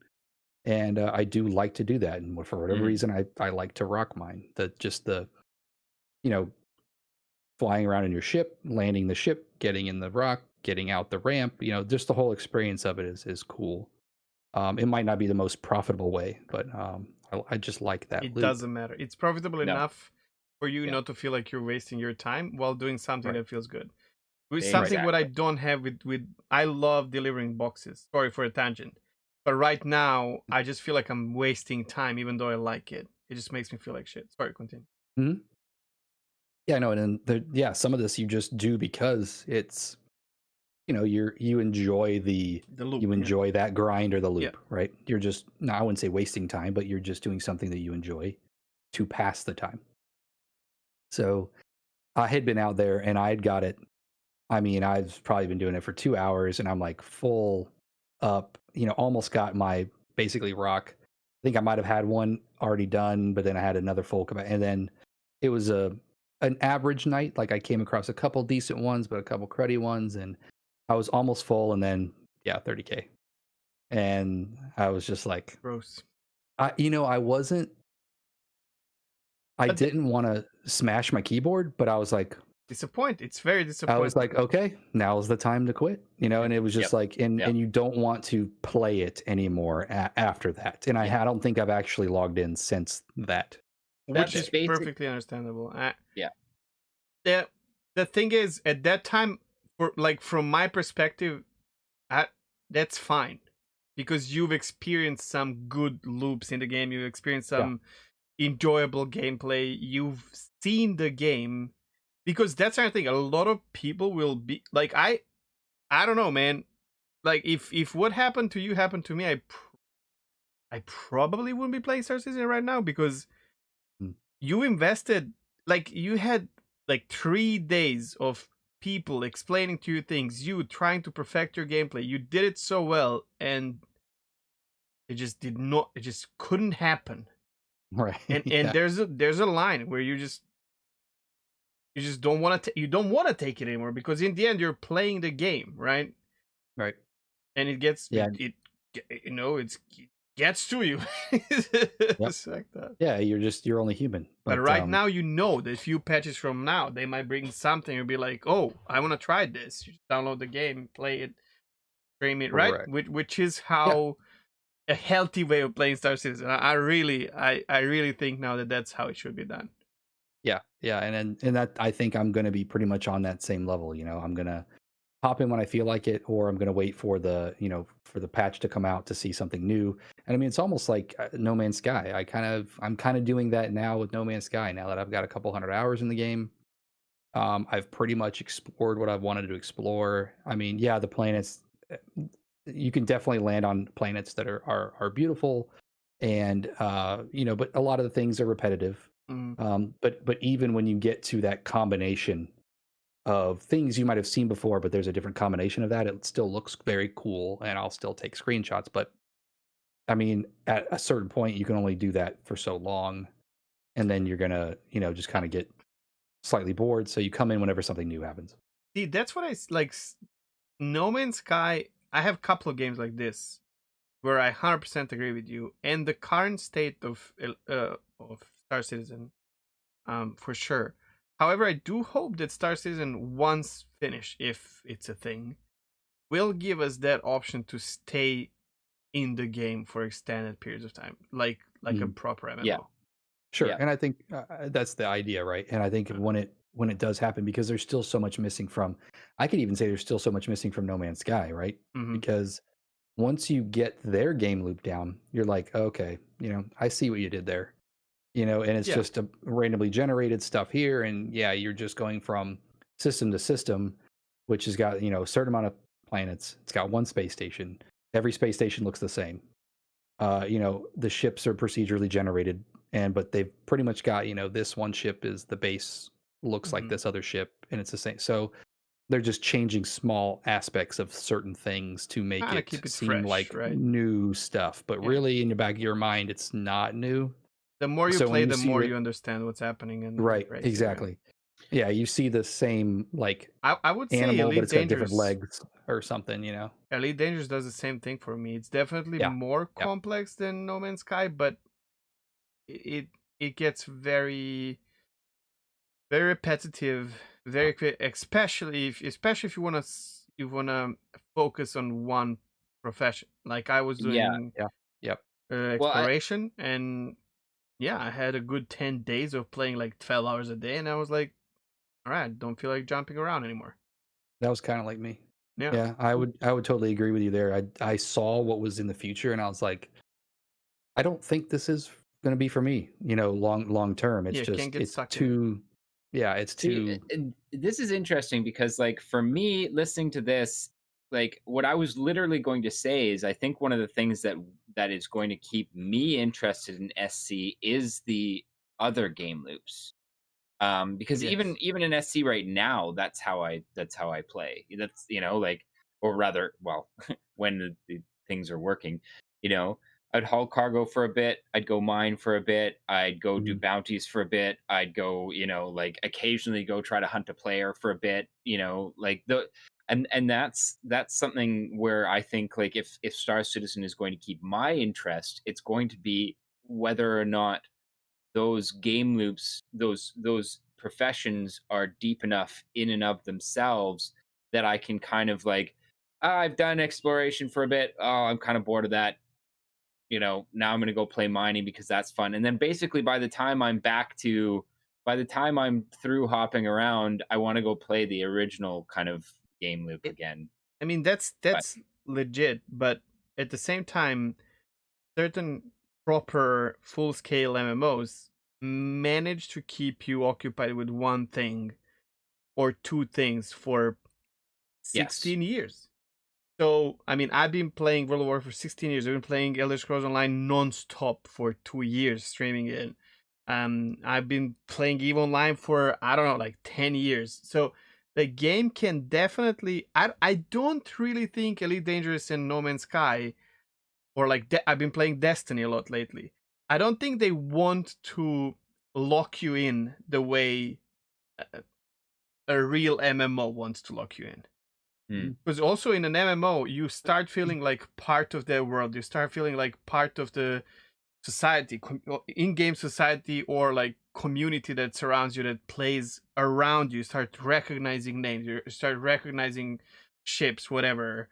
I think once in its final stage, again, if that's a thing, I hope and believe that Star Citizen will, for those who want, right? Like I think there's a fine line where, like, for example, World of Warcraft has vertical progression. You have to keep grinding in order to stay on top, right? Or not even on top, like just to be able to deal with the content, because the bar is raising up. However, Star Citizen being a space game and just space exploration in any, like, you can hunt down pirates, is still space exploration, and it is somewhat soothing for humans' mind, those of us who like space. I would be completely okay with no vertical progression. So the games such as Guild Wars 2, such as Elder Scrolls Online, where you can be occupied and grinding for certain things that are very difficult to get to, while not like game not having to raise the bar constantly, to keep you under pressure. I kind of feel like it can be done with a space. I mean, look at EVE Online, dude. People still play it like their only game after so many years, and it's part of that is sandbox. From my perspective, part of that is that the players are the ones setting the bars. But maybe you're right. It's that people go into that kind of with that intention. And to be fair, this is actually something that I've been saying for a while, actually, in that people are constantly kind of saying, comparing Star Citizen to MMO levels of progression, but in reality, like you said right there, Chegg, like it's more of a sandbox than it is than it is something that's like curated kind of like vertical progression content. And that is something that I think is going to be a rude awakening for a lot of people, to be honest. I think it might be mixed. Like EVE Online, okay, so Albion Online is sandbox. Okay. Full on. I mean, you have a couple of dungeons to get you going, but once you reach a certain level, if you don't have a clan that has a territory in the outer worlds, you just can't play on it. It just doesn't make sense anymore. EVE Online will let you play it in a single player. There is exploration. There are mini game loops that you can do. The real game is in nullsec with like big corporations and wars and whatnot. Right. You don't have to do that, but in the back of your head that there is that test squadron, and like there's big clans fighting each other where you can go and see it, or read news about it. The world lives, and you being part of it, even though you're not big part of it, you're still part of it. I think that's I think that's what keeps you interested, and it's hard to let go. I've been World of Warcraft free for about a year now, and we all played it. Come on, boys, you know what I'm saying. Yeah. I miss that addiction, man. I'm not enjoying the game anymore, but I miss not knowing which guild cleared it first on my server. I miss knowing who's the best arena team on my battleground. I miss not watching Taliesin or whatever, whoever brings the news, preach or whatever. I miss that connection with it, and I don't have it with any other game right now. I have it with an alpha project, which is Star Citizen. but you know what I mean? That's different. That's like helping a project grow, that eventually I want to have the same connection that I had with World of Warcraft. Really close to my heart. But you get connected. You don't wanna be left behind, right? Almost like FOMO, dude. Like, I don't know. Do you think that so I was actually going to bring this up a little bit too on the replayability or staying in the game, is a lot of those games that you mentioned have that vertical progression. For me, progression. That's important. Yeah. And so for me it's important too. So it's like, and this has basically, I mean, when you think about it, none of that, or maybe even a character progression, right? So you get attached to your character, you can get in, you can level up, right? Well, there's no like leveling up, there's no experience, there's no crafting, right? gaining levels, or you Yeah. get to this certain point and oh, now I can do this, or I get to this certain point and oh, now I can do this. It's basically all about grinding money and Some getting a kind of ship or progression, right? something. Some kind Yeah, of there's a little bit, but it's not like what a lot of people are used to in an MMO.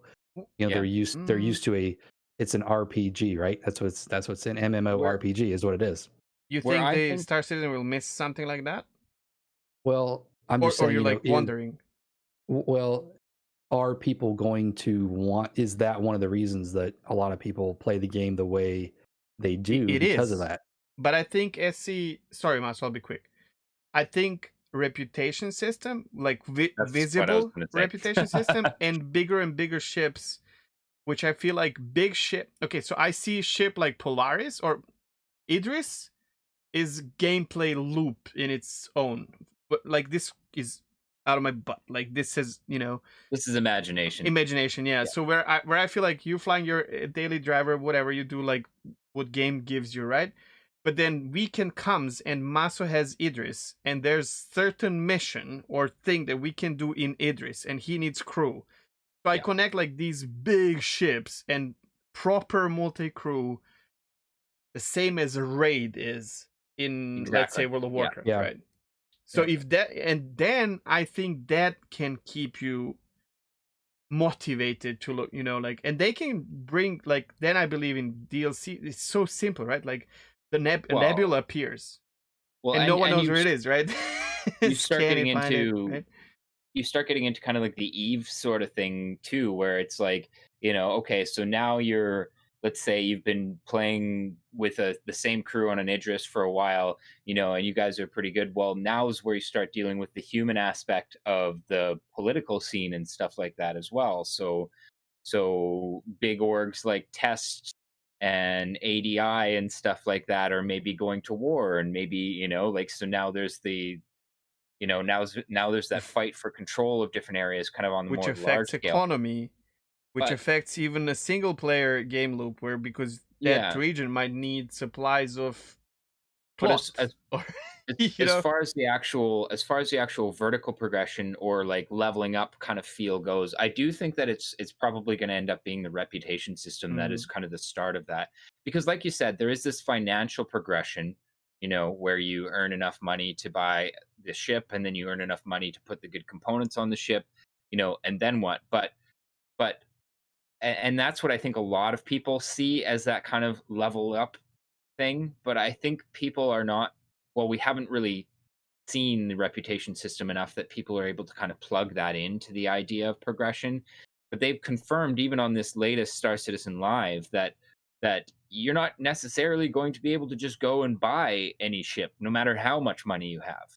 Like you have to have the reputation potentially with a particular faction or manufacturer or government before you're or maybe even just able. physically go to a space where that is not charted Yeah. and buy that Banu ship or whatever. Well, probably not Banu, but like Well, some other ship, Banu, I think Banu is a good example. Actually, Banu are They an trade with alien us, race.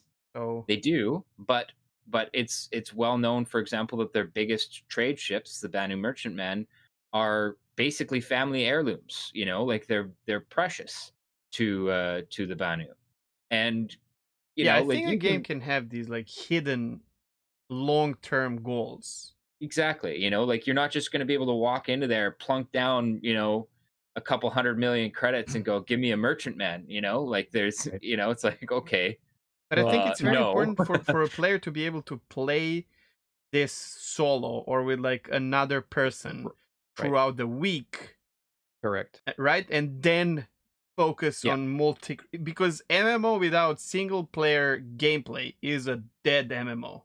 Oh, Correct. absolutely, yeah. Because there's times I don't feel like like for Yeah. example, we can use WoW for an example. There, like I love PvP, but there are definitely times where I just wanted to like get a little baked and go do some mining. Yeah. Like Yeah, or just fly around and Battlegrounds on my own, right? Not do arena Yeah. or whatever. Yeah. So, and I kind of to go along with the initial, now that you've kind of talked out that side of it, some people like the ding, like, Fuck, and that's I'm not, true. and I'm not even saying that. It's a psychological thing, man. I'm not even saying that like this has to be a part of this game, but I'm just maybe No. throwing it in there as like if it were, or would it be worth it to maybe have more people in it for that Monday through Friday thing, and also for me and Masso, you might kind of understand this a little bit too. The time, you pay for convenience and for time, and like you like the fact that hey, I don't have a lot of time to play this game. But if I'm in this game and I go do these missions, I feel accomplished in those little missions, or quests per se, right? That are on every other MMORPG. There's something very smart here, where you will become an enabler for a group of 10 to accomplish this because you paid for the ship. And I don't think enough people understand this, where sure you can have a goal as a corporation to buy a Polaris so that you guys can do stuff together, right? But at the same time, you can be, and I think a lot of people who are playing this game are going to be mature people. Like there's going to be a big amount of mature population with jobs, families, and all that. So if Maso has Polaris and you Quix have Idris, I'm just saying big ships. This weekend he can enable to us who don't have it to go and play that gameplay with him. Right. Well, sure. Okay, so I understand that. But here's let me explain it a little bit better. Oh, okay. So, and then sometimes you don't have a lot of time to play or the commitment. I think commitment is a huge thing with me in playing games sometimes. Yeah. I played Rocket League for 4 years straight every night of my life. I'm getting back to it, man. They brought Formula 1. Rocket League? Yes, and NASCAR. Oh, Formula 1 cars? Okay. Cars, yeah. Well, anyway. Sorry. That's a totally different. But the idea was because I know I can get in, I can sit down. If if my kid knocked over something in the kitchen, I could get up and I'm done in 5 minutes. Like the commitment wasn't that much. When you get somebody that needs a 12-person crew and you're going to go on this, the same thing with raids didn't work with me in Warcraft. I did them, sure, but it was like, all right, guys, we're going to do this and we're going to meet up, and then someone would disconnect, and then this guy would be there, and then you got to wait, and then it was a big production. Which doing those ships on the weekend is a big production. Like probably going to be, you're going to have everybody at the right time, and you're going to have to plan this thing out. And it's like I ain't got time for that. Like that sounds cool, and the days that can happen, that's cool. But I'm not going to spend my week looking forward to that. To go back to the original all the time question or a topic about the ding. So what you're saying basically is being able to have that ding feeling, like I just leveled, you get that little dopamine rush without any of the big like time commitments and stuff like that with it. Well, I guess you kind of get that having maybe little quests or some kind of progression, character progression. Reputation. Yeah. Or new ship, right? Reputation, new ship. I think new ships are going to be the ding, but ultimately that sounds boring. Well, yeah, right. And this is a reputation. Like I don't care about reputation. Oh, you do. This is my next. Do you care about that loot box at the end of? I don't know. That's a reputation basically. Like you work.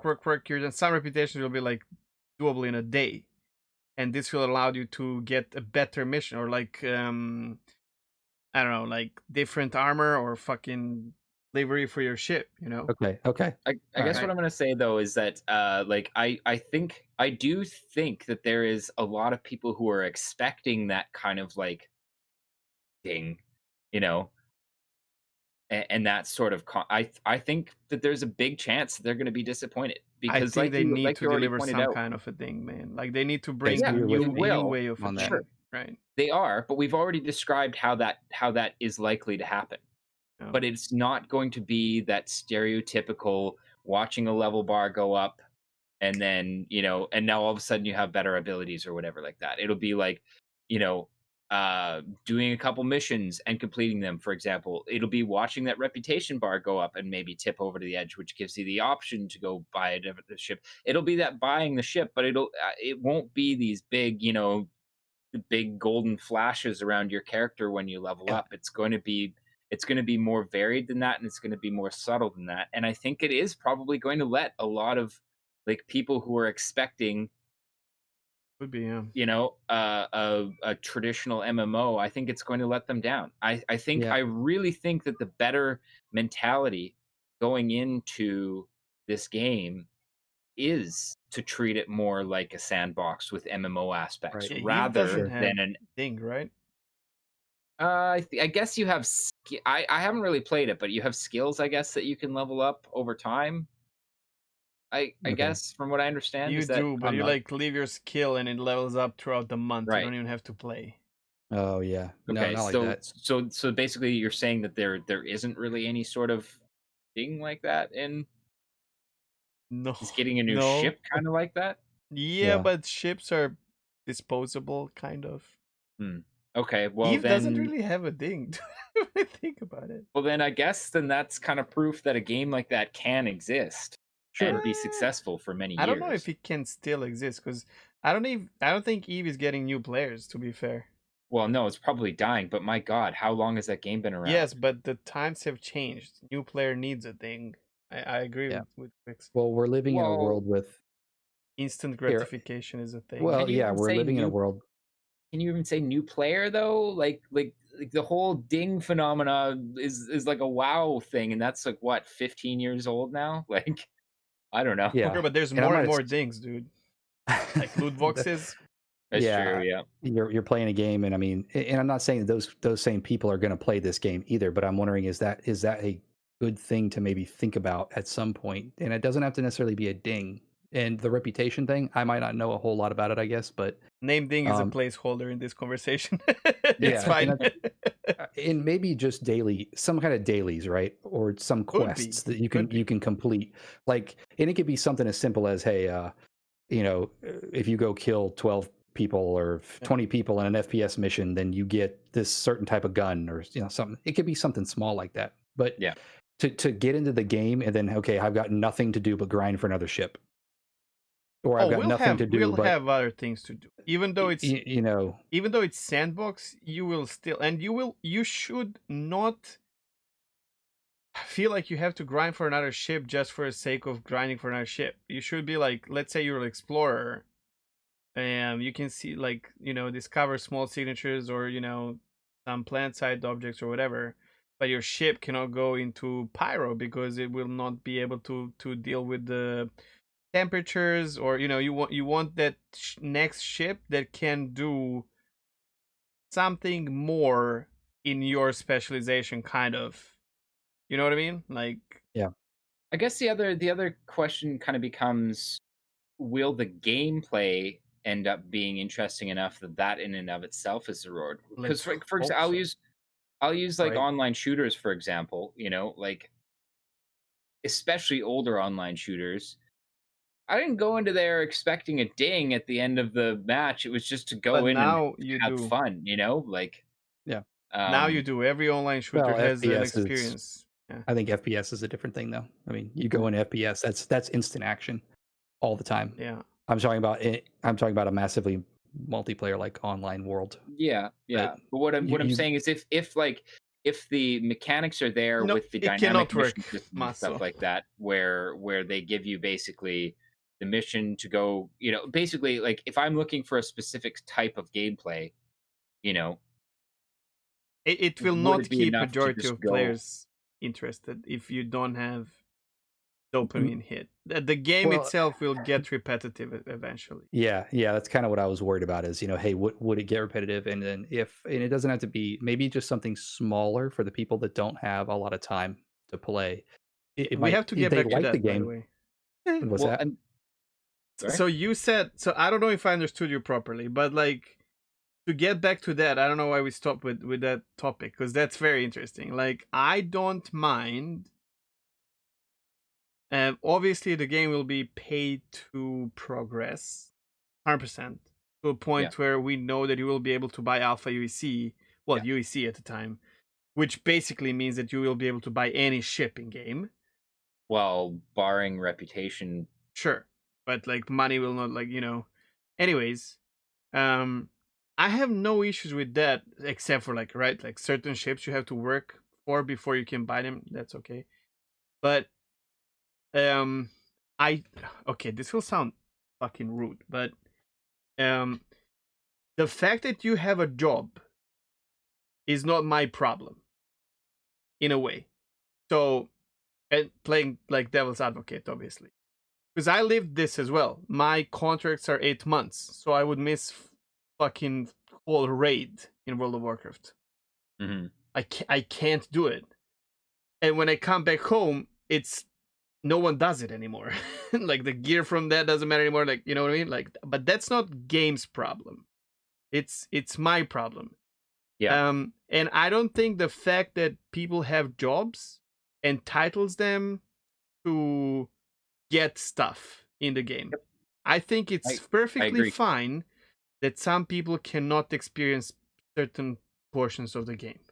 Yep. Because they don't have enough time to dedicate themselves to it. Well, in fact, I get really irritated at that kind of like ultra entitled attitude that I hear, especially from a lot of whale backers in SC. You know, like, I've spent X amount of dollars on this game, I deserve, you know, But it is a problem, though, do this Marcel. and this and this. Oh, it is. I see the other side where you are supporting a game, and then if you are a working human being and you have a family, you don't have time to experience what you basically help Yep. build, right? But that's MMO gaming. I sorry, know. but I know. That's And I don't know if the that's reality. why. I don't know if that's how you think my question came off, but that's not what I was Okay. getting at Okay. all. Just maybe something for I mean, I live that, Yeah. right? I'm Okay. basically saying I live that, and I am completely fine with that. Okay, cool. If I don't have enough time or energy, or I just, yeah, it's my fault that I have a job, you know, whatever. I mean, it But sounds 90% wrong, of but you know what I people, mean. no. Yeah, that's actually not. I didn't mean anything like that. So I guess maybe to bring, so there's a lot of people that have Yes. jobs.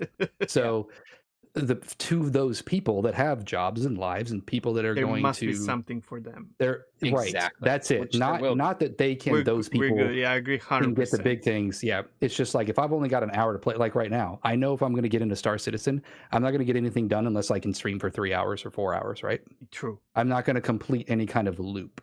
But for those people, is there going to be something for those people where they only get an hour to play? And these Or- people are your bread and butter, right? Correct, because Not they only- are the not most only- people. Yeah, but school as well, right? So we Probably. have school, Right, same thing, and we school have and jobs. work. So Correct. what I'm hoping for is that people who have a lot of time, which in this scenario, for example, right now at this stage of my life, I have a lot of time, right? And Right. I can stream the game 8 hours a day. And then I hope that someone like that can actually enable those people who cannot do it every day on that 1 day a month or 2 times a month, wherever their corporation is doing it, to come with them on these epic missions, Correct. right? That's fine. Yeah, I think that would be. I think that would And be that- interesting. That's going to be there, right? Because you're always going to have that person, but then I guess you just Yeah. need the other side, is what I'm Well, saying. here's the thing. Yeah. And here's why Where's you the other side, the smaller gameplay, here's the why you smaller will. loop. I'll tell you right now. Like, that's definitely going to be a thing. And the reason it isn't right now is because you can't reliably log off in your ship and log back in. Sure. It's true too. As soon as you can do that, all of a sudden the concept of an hour-long play session in Star Yep. Citizen is there. Yep. Yeah. Yep. You're right. Because you're there. You're basically, you get out of your bed, walk to your cockpit, bang, you know, like you're in the seat. Grab a mission, go do it. It did You get a know? bit better. I'm gonna say, It got a like bit better, yesterday, but I it's- played for 40 minutes and I made 45,000 alpha. You see, I was watching something on my other screen and I did 2 surveillance missions from PO to PO, and I was done. Like, I was okay. I had my fun. But Yeah. it's not there. I agree, and it's Yeah. so important that that your most common player that doesn't have you know unlimited time to play the game has good feeling when logging in and logging out of the game. It's like it's Right. crucial. Is And the that other- is it going to happen? I guess was Yes. it even thought of? You know, is that I don't know. if I The other pop in and there's a determining- new bounty or something together, there's just something for me to do different that day that Yeah. isn't one of the main game loops, I guess, is the thing. Well, and this is the thing. Like, the other determining factor for that is going to be the dynamic mission system and the big universe simulation that they're running in the background.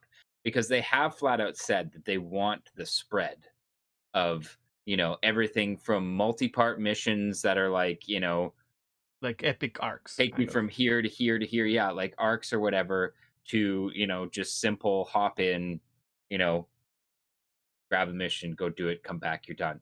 You know, like that. But But it has to be remains to meaningful be as well, right? Like you exactly. Well, have to this is feel the like you thing. did something for your account, That's right?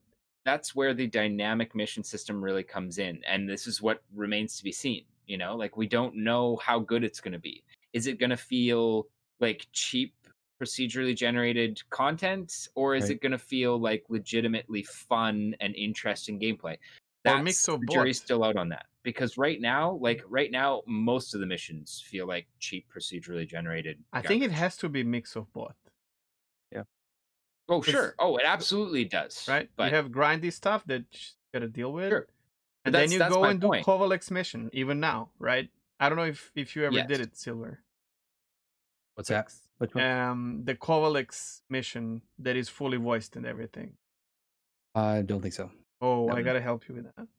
It's really, it's good. What do you think about it, Masu? Well, it gives you a taste of kind of what those more like it's kind of an investigation thing, right? Yeah, Like you're going in and you find like clues and kind of try to piece together more of like a story of what went on in this and in this depending of area, what right? you do, like in Star Citizen right now, depending of the Yeah. like, there's 3 different endings to it. Well, and that's the thing. Like that gives you an idea on like it gives you a good idea of what they're going for versus, for example, just like the grab a bounty mission, go blow Yeah, somebody up, and you're done.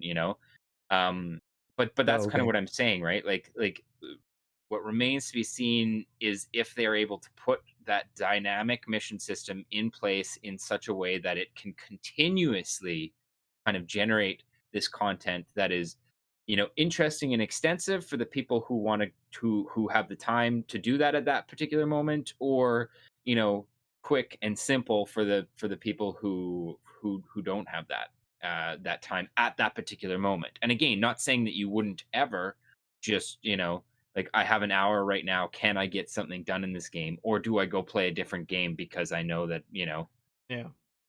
Well, is this so? This no, that would be cool. Is this mission you're talking about? So it's fully voiced and everything. So it's Yes, kind of yeah, like a little bit of a story it's a story. Yeah, mission type thing. yeah, So almost like has anyone played the Old Republic at all? absolutely. yes, yeah, So is it kind of like that where you would go talk to somebody and then they're yes, talking to you and then you go similar, do yeah, something and Mm. then it's yeah, like a little similar mini to that. I storyline. mean, So that would be obviously it's awesome. not. Yeah, Yeah, like something like that. If they're going to put something like that into the game, perfect. There is, That's there it, is. like yeah, some sort of, and I hate to say it, but some sort of linear gameplay. I think every But game needs a little bit of that. yeah, yeah, mhm. Because you No, have I yeah, think that lore, would be right? cool. You have lore team. That lore team has to nudge you towards caring about that lore and Right. feeling like being part of a lore or universe. Like so. Even Eve has it. That's the epic arcs where you do sisters or whatever. Like there's like 20-day long quest. Yeah, That that'd be has a fine. story in it. It's not voiced, but whatever. I want to do that. Yeah, Yeah, yeah. definitely. You need I'll to. help you with Yeah, that. I need to get on that. That'd be Starts in cool. Porto Alisar, but yeah, it's good. I like that mission. I did it several times. I had a moment, Massa, where I'm not gonna spoil anything, but I had a moment like EVAing through Kovalek's station and another playing doing it. Fuck, I'm getting like goosebumps now. Oh, I've And like I've had that fucking experience. shadow of another player, like in that obscure light, and I was like, it's fucking crazy. I've never had that not end in shots fired. Oh my I've encountered god. other players there a few times because that was one of the only missions that you could do in like the early stages of Star Citizen. But There was yeah. a voice tutorial as well, if I'm not wrong, Oh yeah, with yes. someone, Oh, but it it's was not in the awful. game anymore. There are a lot of reasons why it's not in the game anymore. I'll help you with that. That's a really that I was mind blown when that was when I did it first time, and I did not even know what I'm doing. So good. Yeah, that's cool. Yeah, just something like that's all It's I a was just kind of taste. wondering. Yeah, Yeah, a taste. Well, again, it, I think the taste gives you an idea that they know kind of where they're going, but what remains to be seen is, can they get there? I wonder if they And will use like yeah, bits and pieces of yep. squadron narrative and some like side missions or something like that in implemented in. You know how in Star Wars: The Old Republic, how when they didn't want to like fully voice act out a quest, they would have somebody who's like speaking a different language, and you just have like the subtitles. Yeah. Mhm. I think that's probably what they'll do, because it Yeah. basically allows them to just like do something via text, but not have to spend the money on like recording fresh vocal tracks, or they'll keep it so it's just like more open-ended, more open-ended kind of like wild lines that can be strung Just, together to sound like just let something like that. content creators do the fucking voice lines, man. It's so easy, dude. Still costs money and it still takes How time. much money, dude? How much money? And if you're going to, if the idea is to do something like this, where it's content for like potentially DLC or millions Mhm. of players, like I just think that they're gonna have to cut corners somewhere. And honestly, I'm fine But you with just can't, because text-based we already missions. have several people who fucking can write and read and understand fucking Bano language. Okay, so how are you going to do it? Well, You know that, I Quix. There's a guy it's who spent time to learn Banu in like in-game language. They developed the language and the motherfucker learned it. yes, Oh yeah. yeah, and Gian, in fucking alpha. How crazy is that? This yeah, community, man, it blows my mind. Oh yeah. No, I didn't even know about it. That's yeah. sick. They actually have a linguist who's like fully designed 2 different languages for What is that, different aliens, Jian? and they're working on more Xi'an and Banu. Um, but yeah, I don't know. Like they're gonna have to do something. It'll probably be text based, and honestly, I'm fine with that. No, Especially if it text was is I'm just fine. like okay with that. Yeah, yeah, Yeah. yeah. fine If with it's that. just like if they did like a chat, like so it's like texting somebody basically, where you'd have like message pop up, and then you have the option to kind of The like option. say Yeah, different things, and then Elite that's that it. does pops that up, and then very good. lots of Yeah, games do It that. jumps Yeah, into your Cyberpunk did it regular too. chat, but like in Yeah, different yeah. color, and you like here's this yacht I floating around or whatever. yeah. I didn't Luxury even yacht. I mean I didn't even want to go that far as to say that it could be that good, but that's more than what I could have ever expected. Yeah. Yeah, like a Mass Effect style play, like or just where you have Mhm. something to do, gives your options, go do it. Just some kind of linear I gameplay. am sure they will have some of that. Yeah, 100%. Well, yeah, again, I and mean, then like we pointed out, I mean, if they don't, it's I- And if how you just think about it, like they are it's doing Squadron now, and they will have 2 sequels, which is like super rich storyline, and single player. Yeah, epic that's a single single player player stuff. game, right? Yeah. That's just a campaign type single player. But it's literally imagine playing Star Wars. Well, this is not really a good comparison, but imagine if the timeline was in that way. Like imagine playing like Knights of the Old Republic 1 and 2, and then going, getting a lightsaber there, and then going into Star Wars Online with it. It's like connected. You will earn yeah, stuff. You will earn Oh, okay. citizenship in single player game. You will be able to earn F8 in well, it, and then yeah. get Like into for the example, there's MMO with there- it. If it's yeah, optional, obviously you don't have to, but you can play MMO without it, but like it's very much connected.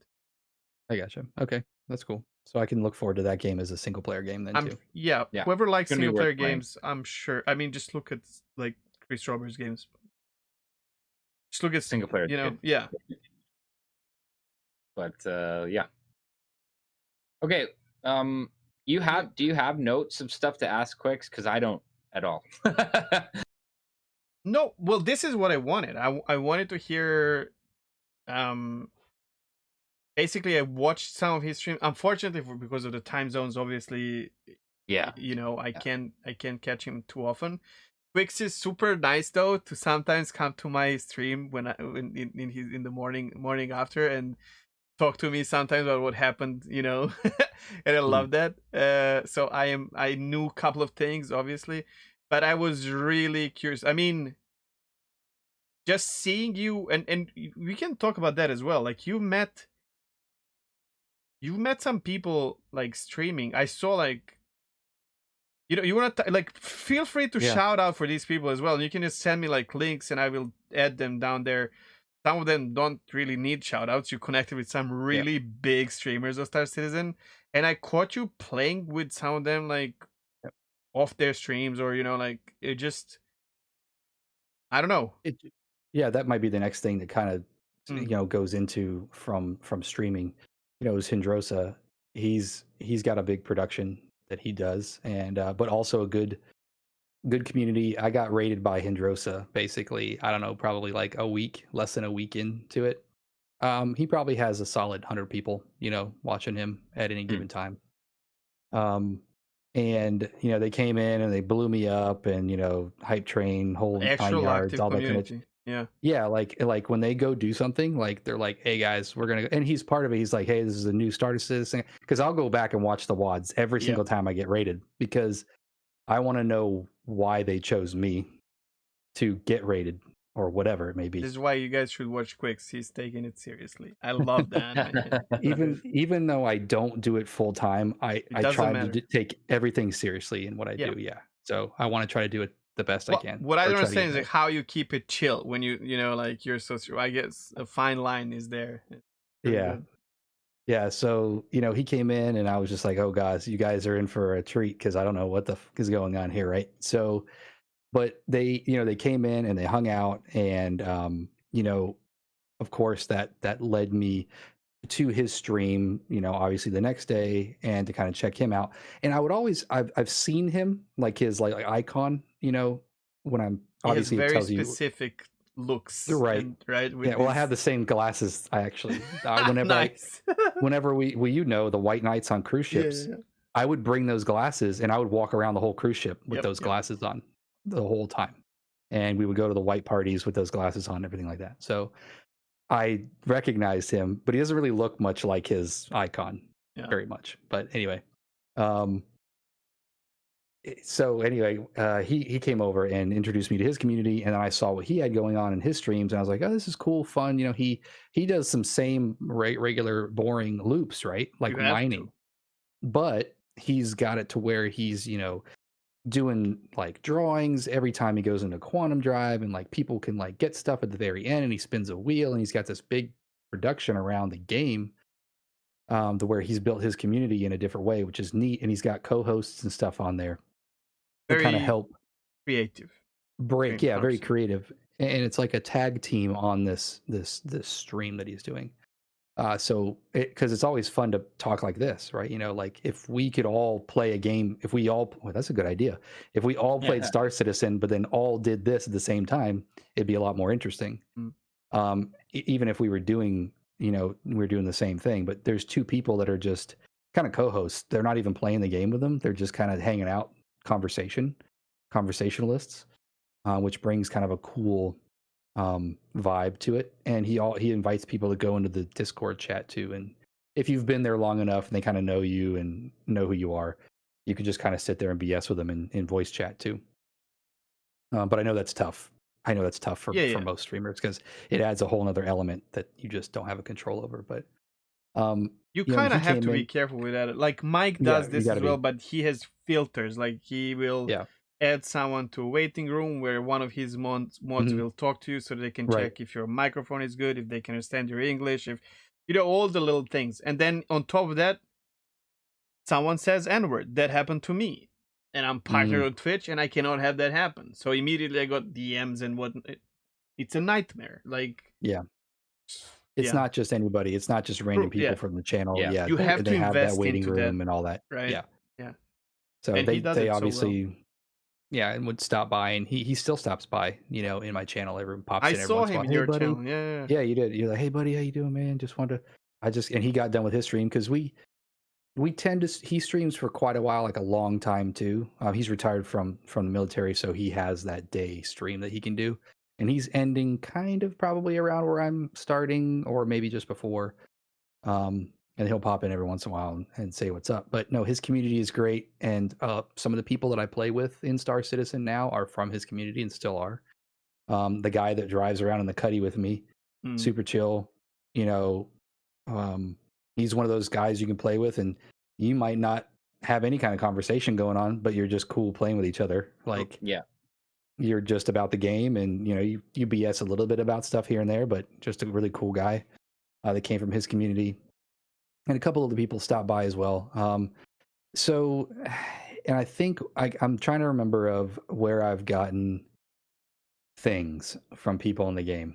I think one of the people that from his stream saw what happened to my cutlass, when it blew up or something like that, or they were watching me at some point, or they watched my watch, because I would come into Hindra's stream and I'd be like, oh my gosh, you guys, because he would be the one helping me mine the Quantanium. Yes, I remember that. He's the one who took me on his stream, took me and taught me how to use the prospector and how to mine asteroids. So, and I got to, on my stream when I was, Alt F4ing the Quantanium that he helped me get, I had to tell him what happened to it. I was there when you raided him that day, actually. Or not raided, like something. I remember this conversation. Yeah. Or he was in your stream or something. I remember this conversation so well. Yep. And, so I would go back and tell him, and one of the main guys from that stream that came over and was like the train conductor in my channel was like, oh, and he felt bad. He's like, hey, go ahead and log on, check your thing. And he gave me like 800K or like $1 million, whatever I needed to like get to the prospector or whatever, Because that was the idea, right? You were grinding to get your own prospector. To get my own prospector, right? Yep. And I think I even asked you for help or something, but I think by the time that happened, he had already done it or something. I can't remember the exact chain of events, but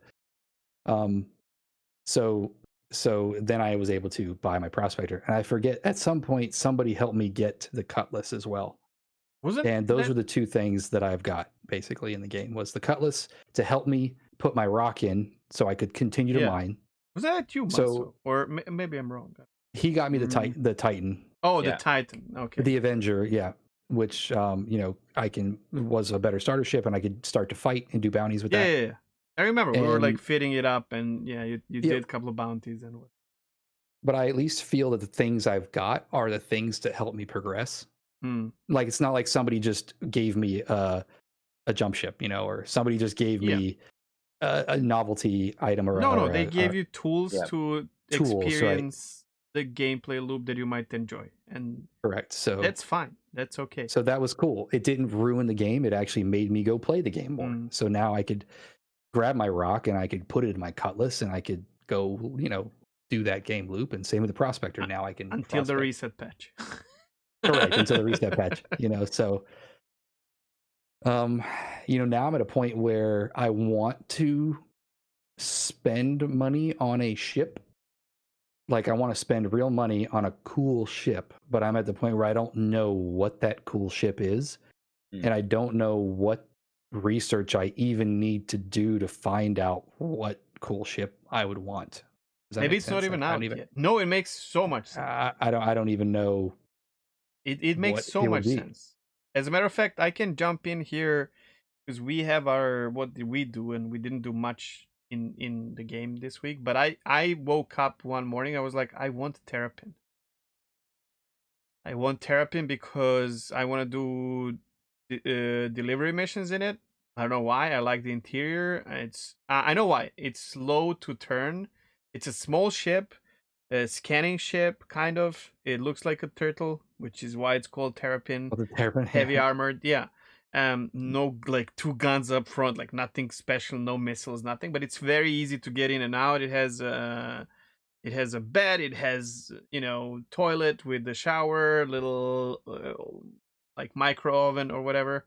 And I kind of like it, and it's not very common. And the funny thing is, it's very lazy to turn, which I like when I'm using sticks.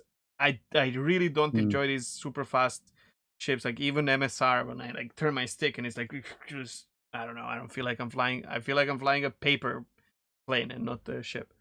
But this comes, like, I'm still waiting for my medium-sized ship. I don't have it after a year and a half. I thought it's going to be MSR, but it's turned out not to be. So what I'm saying, your ship, your home ship, might not even be there yet. Yeah, I might not realize what it is yet. Yeah. And I mean, right now I'm just going off of looks. I mean, that's perfectly fine. Yeah. I like the pretty ships. It's just like I want to look at pretty ships. The game makes them pretty. I like pretty things. very aesthetic person. I buy cars and guns not because of their function for the most part. I like the way they look. You know, I don't want to bring that up, but I hate Glocks, right? It's one of the best guns in the world. I hate them because of the way they look. They're I boring. don't know shit about weapons, but isn't that gun like super QB? Yes. Okay. Yes. It's someone took a piece of wood and then put two pieces together, a handle and the barrel. And then, it looks terrible, but it's one of the most, reliable guns on the planet. Performance-wise, yeah. Yeah, but I hate them. So anyway, that's why I like the Talon and the Car-to-all, right? It's like I never see people flying those things around, but it's like I want one of them just because I like the way they look. So we talked about this so much when we talked about Team Forerunners and whatnot, because they tell you like what's the best option for the money you have invested, and they never touch on, or at least I don't feel like they touch on that enough, where it's so people will fly ship that is maybe less good for the job because you have a connection with it. To be fair to the info runners, I have heard multiple people on their Fix My Fleet episodes basically just say, I want this ship because I like it. And they're like, okay, you can't argue that. Okay, fair. Yep. But I love Mantis, for example, and it was useless for a long time, and I still was delivering boxes.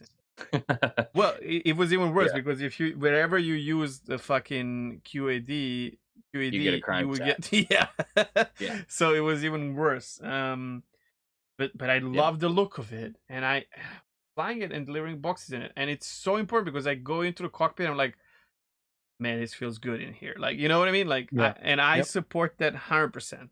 I think it's very important. Like, my favorite ship is my favorite ship is Reliant Sen, which again has literally zero use. But I was flying them for like 6 months just because it feels like a little home. I don't care, right? So that's good. And I'm not completely, no. Off my rocker. I would say that most of the people in this game, have their ships because, like you said, they're pretty and they like them.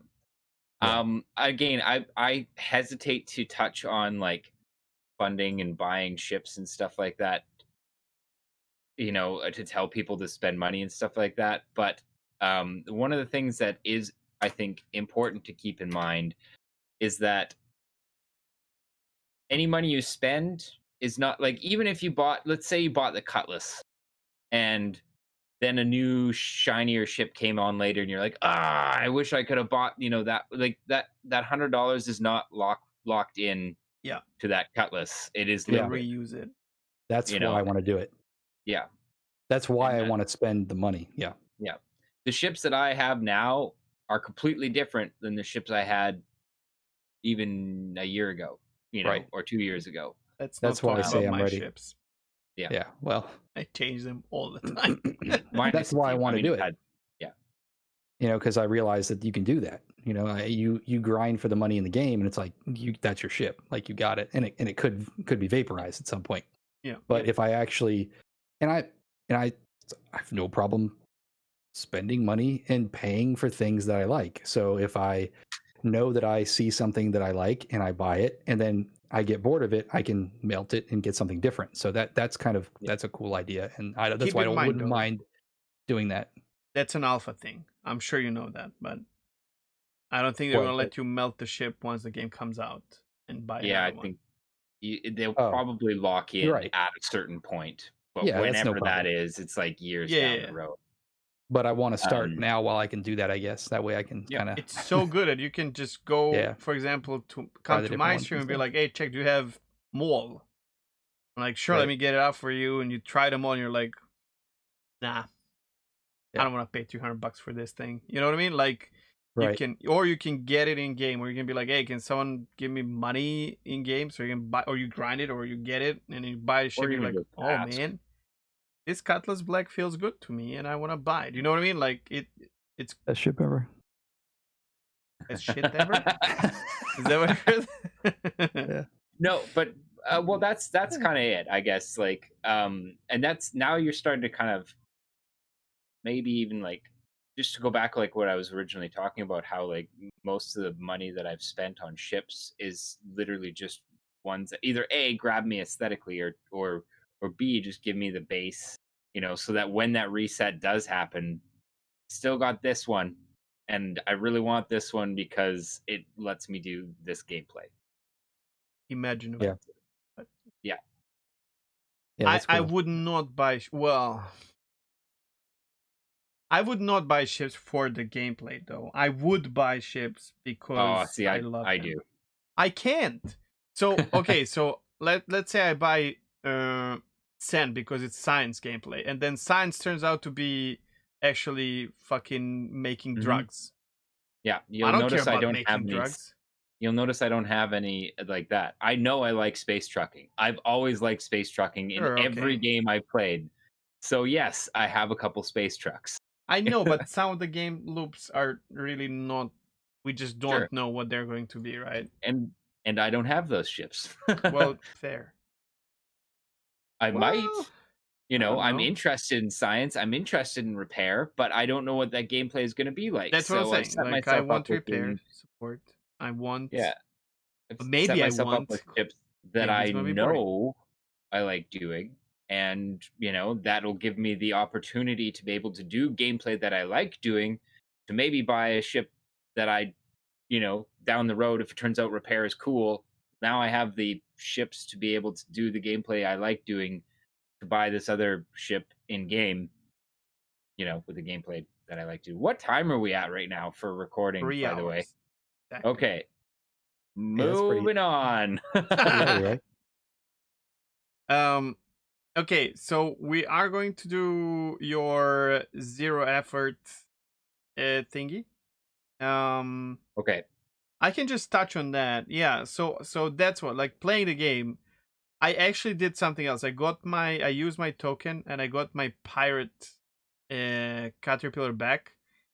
Hmm. I don't even know if I want to keep it, but I had to get it and see if it will look different or not. And it does. It looks good. It's That's the dark black and green. It's not black. It's dark it's dark and green. red, dark green. Okay. Has a little Jolly Roger like before, but it's different. And that gave me Buccaneer. Yeah. Which reminded me that there are those size 4 Gatling guns in Port Holisar. So I bought 3 more. And I put 4 Gatling guns on a Constellation. Yeah, I've done that. Holy shit! That's a lot of. It's insane, dude. It's not Yep. very good because you spend No, it's not. more money to refuel that. Well, rearm that then. Well, it's not very good because the Constellation, like, those are relatively short range weapons, even with size 4s. And the Constellation is not a short range dogfighter. I guess with PvE it doesn't matter, but Yeah. Yeah. I can blow things up. I killed a caterpillar in it yesterday. It didn't take too long. Yeah. And then, yeah, it's time for the 313 to come out. Okay, so let's go to your zero effort. Okay. Preface this with Quix, if you need to bail at any point because we are running long here as usual, let us know. But otherwise, you're welcome to hang out. We have But not this that much. section and then a couple questions. Yeah. And then I think. Okay, but one of the things I wanted to talk about, so this is the absolute zero effort science section, and that is where a completely non-scientist but nerd talks about science and futurism. And usually I like to try to focus these things on Star Citizen specifically, things that Star Citizen does right and things that Star Citizen does not right, scientifically speaking. And this week I'm going to touch on dead races, as in like intelligent races that have evolved and died for whatever reason in a universe like Star Citizen. And my conclusion is basically they do it sort of right. What? I have a question. Okay. Star Citizen backers before the game comes out, are considered dead races or not? I mean, yeah, probably. But okay, so in quote unquote real life, there is something called the Drake equation, and it Oh was god, it had to be Drake, right? oh, I didn't even put that together.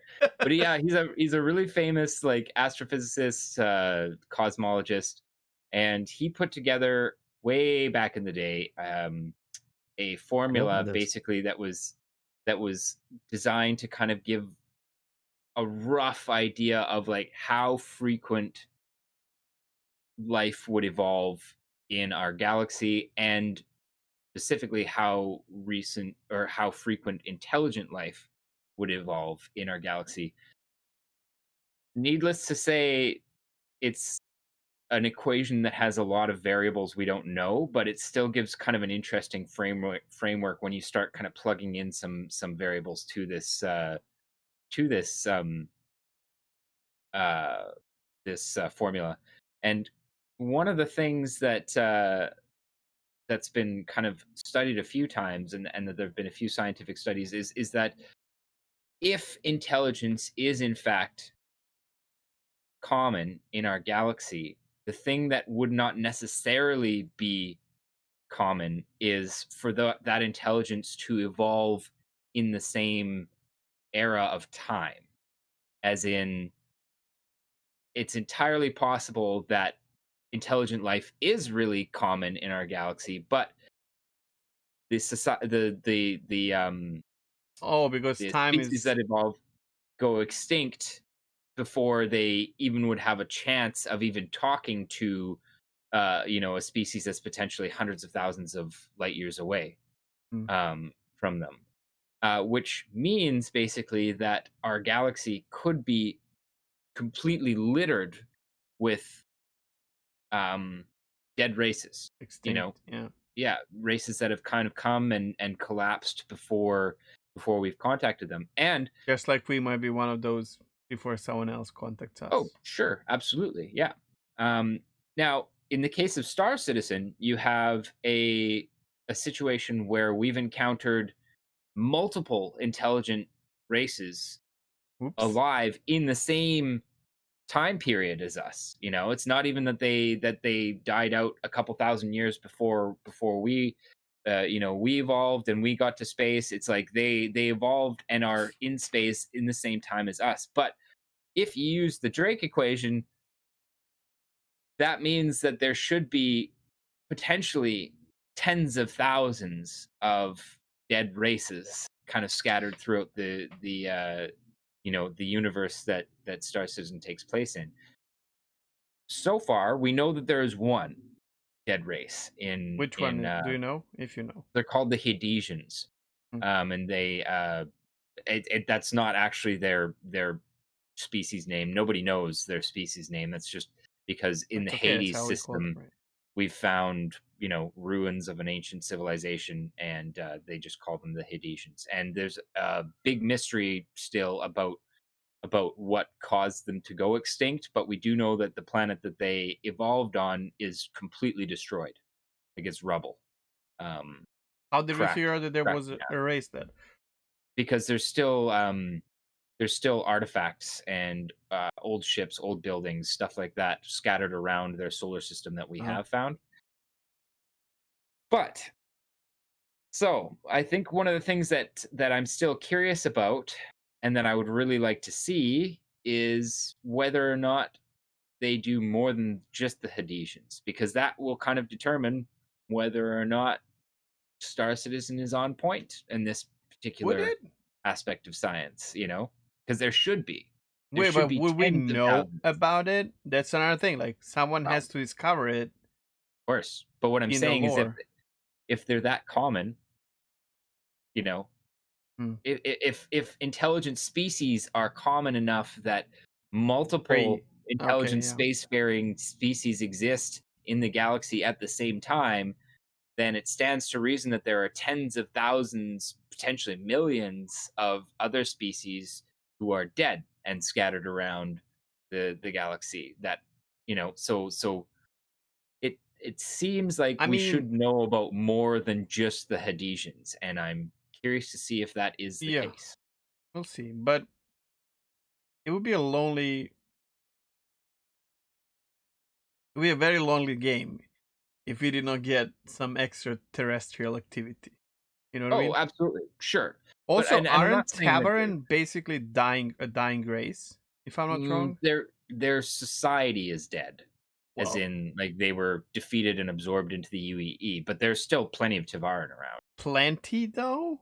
Yes, yeah, Okay, because I know they're yeah. mixed with humans now, but like I don't. Yeah. Okay, I don't have that idea. I don't know if they've dealt with like how many of them there are around specifically, but there's a lot still. Like there's an entire planet that's populated by Tavaran, pretty much primarily Tavaran. So, but yeah. Anyways, that's an interesting thing, and I'm hoping that there are lots more out there because that would be It'll be really cool interesting. Kind of exploration gameplay, right? exactly exploration, archaeology, kind of like science Mm. gameplay rolled into that. You know, discovering kind of dead races and And things their like that. lores with it. But if we're Potentially going to be technology. yeah, for sure. Though if we're going to be realistic, we'd be tripping over them everywhere. Uh, There's a little bit of this in No Man's Sky too, isn't there? Like, isn't it kind of like one of the main? If I remember, it's been a long time since I played, but you wasn't like do one of the first cover those races? artifacts. Yeah, those artifacts are all like from a Tell your dead race. story. They, I missed the end part of that, but yeah, you find ancient burial sites where you pick up bones from prehistoric. I'm not sure if they were races or just animals at this point, but there wasn't a whole lot of lore involved in those things from what I've seen But so isn't the far. main one like with these triangles that like tells you the story?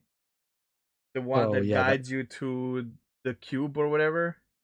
yeah. Well, not to spoil the game because that's a huge part of the game Oh for come anybody on, when did the watching. game But come out? Holy shit. It's like okay, okay, spoiling Lord of the Rings. actually don't, because I literally like as we were talking about No Man's Sky this You're gonna episode, I play it? started downloading it again. I mean, it's not like a oh my gosh, it's You going to can ruin the do whole this in game like thing. first 2 days. I Okay, think. sure, fine, But yeah, it's fine. you just close your ears. Just take your headset off for a second. And then No, don't it's listen to the fine. podcast. No, go ahead. I actually don't so really care about spoilers that much, to be honest. it, So look, that game's really not that. The story is not that great that's in the game, to that's be kind of honest. why I thought like Yeah, that's why I was like, you know what, actually it's it's fine, not that because great. chances are the way I'm playing it is not going to really focus too heavily on the story, Yeah, anyways. you So go through the quest. You can lackadaisically go through the quest lines as you're exploring and crafting yeah, and base building and doing everything else, and still finish it in like 20 hours. right.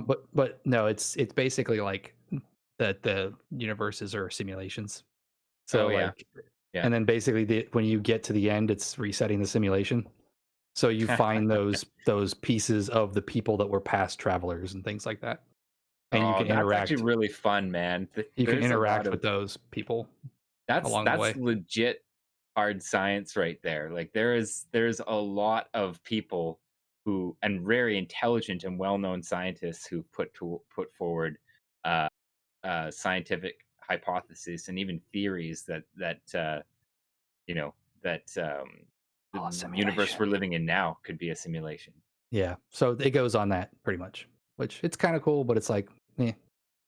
You'll see It's this. kind of shallow, right? The story's pretty shallow. Yeah, it's not Right. that It's not it's the not that focus of the great. game. Yeah, it's not the focus of the game. But it's cute. It's I mean, I don't. but it's cool. Yeah, It's cool to do I it. liked it. Yeah. To be fair, the ease of going through the story was. That's what's nice about it. It's not very Yeah. like it's not attacky. Like it lets you Right. enjoy the game, Yep. while at the same time it reminds you in very subtle ways that there's a story around it, and Correct. that was good. I completely agree. Yeah, you don't feel like it's the game. Yeah. And then you don't feel like the other side doesn't have a story either. To be So it fair, No Man's Sky has that combination of sandbox and Right. you know, story driven. I hope on much smaller scale than a proper MMO would have, but they did it well. You know. Eventually. Yep. Yeah. Well, yeah, Yeah. true. But kudos to that. Like that's why Hey, I respect that game. hats off. I mean, yeah, They made a boo boo. We're all humans. They made a huge. big boo boo with a lot of millions of Yeah. dollars, and then they closed the door and they were like, "Fuck off." They came back strong, and even if I And get they pissed don't off at stop. the game and whatnot, yeah, I mean, They no money. They've charged no money for anything. Like I true. would totally pay for things in that game. Like, Yeah. and most of the Well, people right feel that now, way. yes. Like, yeah, right at this point, because they never let it go. They like kept going. Like I was one of those guys that played the game at the very beginning. It was like, F Mm. this. Like Oh, it's stupid. I played it and And- I was like, oh, this is fun, and I played it for a bit, but eventually I got kind of like bored and put it down. Well, you should play it again. Oh, you said Yeah, you are. downloading Yeah, it. you said you are. I'm That's right. re-downloading it. Yeah. Yeah. So, yeah. Here, I'll get you my No Man's Sky friend code, and then we could play whenever Sure. you're done. Okay. The good thing about that game is it's totally playable by yourself, and I actually prefer to play it by yourself, to be honest. But there are certain fun things that you can do after you've I kind of mean, went to the game to play. chances of two people finding each other on a planet are okay. I'm not gonna do that. I don't know if that's no. I don't know if that's no. But you can just jump into a game together. To where No. you're But that actually was one of the meeting people. promises, and how he That was one of the explained. promises. Yeah. And it's He was like, totally "There's not- no way yeah. you're gonna find the same planet." And then, of course, they won. Two people went to the same planet. They were like, "Well, the other person is not here." Yeah. Yeah, that's totally. I mean, but the cool thing is they do kind of still make you fit when they go into the Nexus. You know, I don't know how if the Nexus was around, or sorry, the anomaly was around whenever you were playing Masso, but No, literally, it was like. Did you like, see the just after plane release. carriers at all? Like ship carriers, freighters. massive freighters. No, Yeah, literally. there's Just so These much. are really good things to Yeah, like. you're gonna- Impressive, actually. Yeah, you're gonna really like. If you haven't had any of that gameplay, you're really gonna. Yeah, I think you're really gonna like it. But it adds a lot. I mean, even the See what I freighters mean, in Quix? general. I mean, I know all are a these lot. things, and even with that, I came back to the game. and was like, "What the fuck is happening here?" Yeah, I know. That's the problem. Yeah, no, it's cool. I No, I enjoy know, it. I know. There's a couple things I wish they could do, like the Star Citizen does, like adding. I wish you could have more ships. The fact that you can only ships and have characters are like shit. 6 ships, and you have a procedurally generated ship They're engine, ugly blows as my fuck, mind. dude. Like, why can't we just have as many ships as we want? Like, going out and finding ships in that game is fun because I fixed. I Yeah. set. We talked about this. You remember? Like, I Yeah. found a ship, and I used No Man's Sky last episode, I think, where I said I wish this will happen in Star Citizen. Where I found the wreck of the ship, and I came back with the parts, fixed it, Yep. and use it, and that's Yep. so fucking cool. and you can Yep. do that. Yep. Yeah. So, and that was actually one of the. So you I don't know if this was in the first game or not, but obviously you know that you can do that now. But that's part of the very beginning of this game.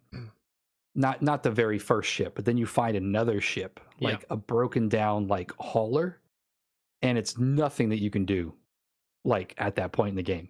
Like the components that you need to get that ship running are need the very base, mid-level game stuff. Right.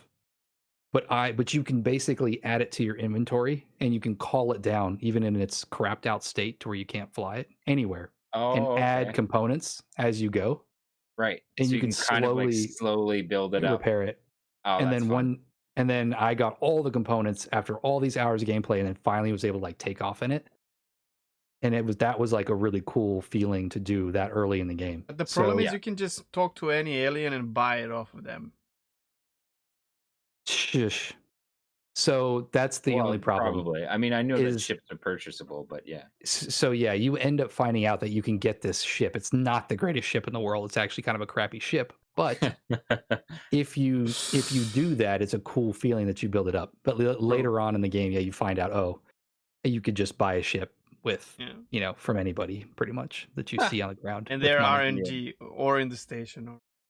Yeah, any space station you go to that you see ships. I at, mean, you can you're just buy 'em. shushing me, but honestly, if Masokas gets impressed by ships in No Man's Sky, I'll cut my, what off.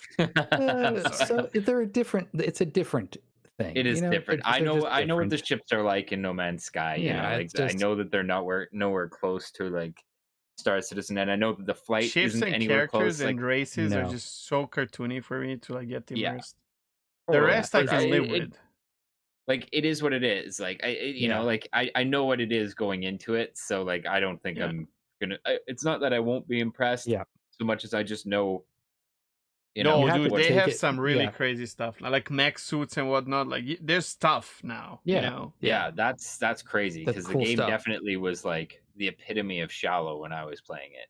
Yeah. So There's so much. There is I a lot I that I don't still think don't even people know. take me seriously when I say how much I respect No Man's Sky and Elite Dangerous because they think I never played it, but I did. And I'm never saying this just because I don't want to trash talk another game. I trash talk games. Fuck you, Bethesda. But these games have some really unique things to them that Mhm. and just the way that fucking No Man's Sky is a phoenix, like in real life. You know what I mean? Like they were yeah, Right. done, dude. Like after that, you don't get up. You just don't. And they Yep. fucking did. And Yep. for And that, then, yep. I It's have to cool. respect that. Yep. And the fact that they didn't like try to get more money out of anybody Nope. and like charge for these updates. All these updates are like been massive updates, and they just You get them often, don't man. charge for any of. Like you get Yeah, updates you get them very every like often. three That 3 months, every 4 months. that's what I was originally looking at. Like when I went into the Steam page, I was like, are these DLCs I need to buy No, or bro. something? And Like when I saw it they're was like all that, I was like, all right, sure, we'll install this again. dude. Yeah, I It got it for was like such. $28, and I If you have everything. wanna, I will link this in the video description. But the internet historian did a fucking amazing video about No Man's Sky. Oh, yep. Where it's a like 2 hour long video or something, where he goes through the whole story about how scammy No Man's Sky was, and Mhm. then when he's done with the story, he's like, okay, now let me tell you the story from the developer's perspective, and he goes through the entire story from the other side, and you're like, oh, I want to It- watch that. it's Yeah, so It's, fucking good. it's called The Engoodening of No Man's Sky. Is that what it is? the I Engoodening. don't know, yeah, but I'll find Yeah. it. And it tells you that there's some events that fucking happen, like Yep. flooding of their studio, or like, or being just, what you start realizing how much Discolando and Xylo are important in a project because they didn't have that, but their Chris Roberts was community person saying Yeah. things, just like Chris Roberts did at the beginning. You just learn so much. It's such a good fucking video.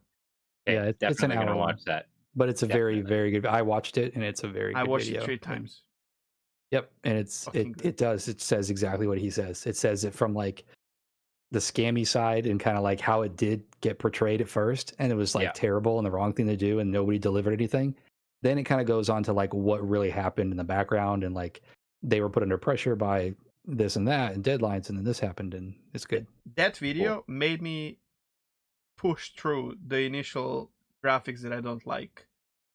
I'm not even kidding. And I played the game for solid hours until I reached certain point where I'm like, okay, still not the game for me, but it's really not the bad game.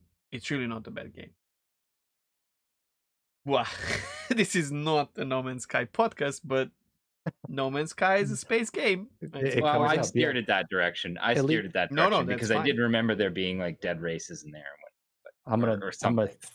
I'm gonna, since we're on this topic, I'm gonna throw in the fact that it's interesting playing all three of them, and you'll be able to do this too once you get into it more. That the flight and dogfighting in No Man's Sky is complete and utter trash and garbage. So bad. 100%. I think Elite Dangerous has done it the best so far. Personally, I know you probably played that. I like it better than Star Citizen. It's so that's my lovely, opinion. but it's fucking wrong. What's that? Because in Elite You're Dangerous, roboting out a little bit. me Yeah, it's the Discord server. probably. I hear you fine. Okay, might be you, Maso. I hear you guys perfectly fine, and I'm recording, so that's important. But can you hear me now? Mm-hmm. Yeah. It's the same thing we do with every podcast. Where like, Oh, I if have you're to- okay, talking and wait. then somebody else talks, it's Let me like change the server. Just quick. That happens. Yeah, if somebody else is talking over each other, then they robot out a little bit.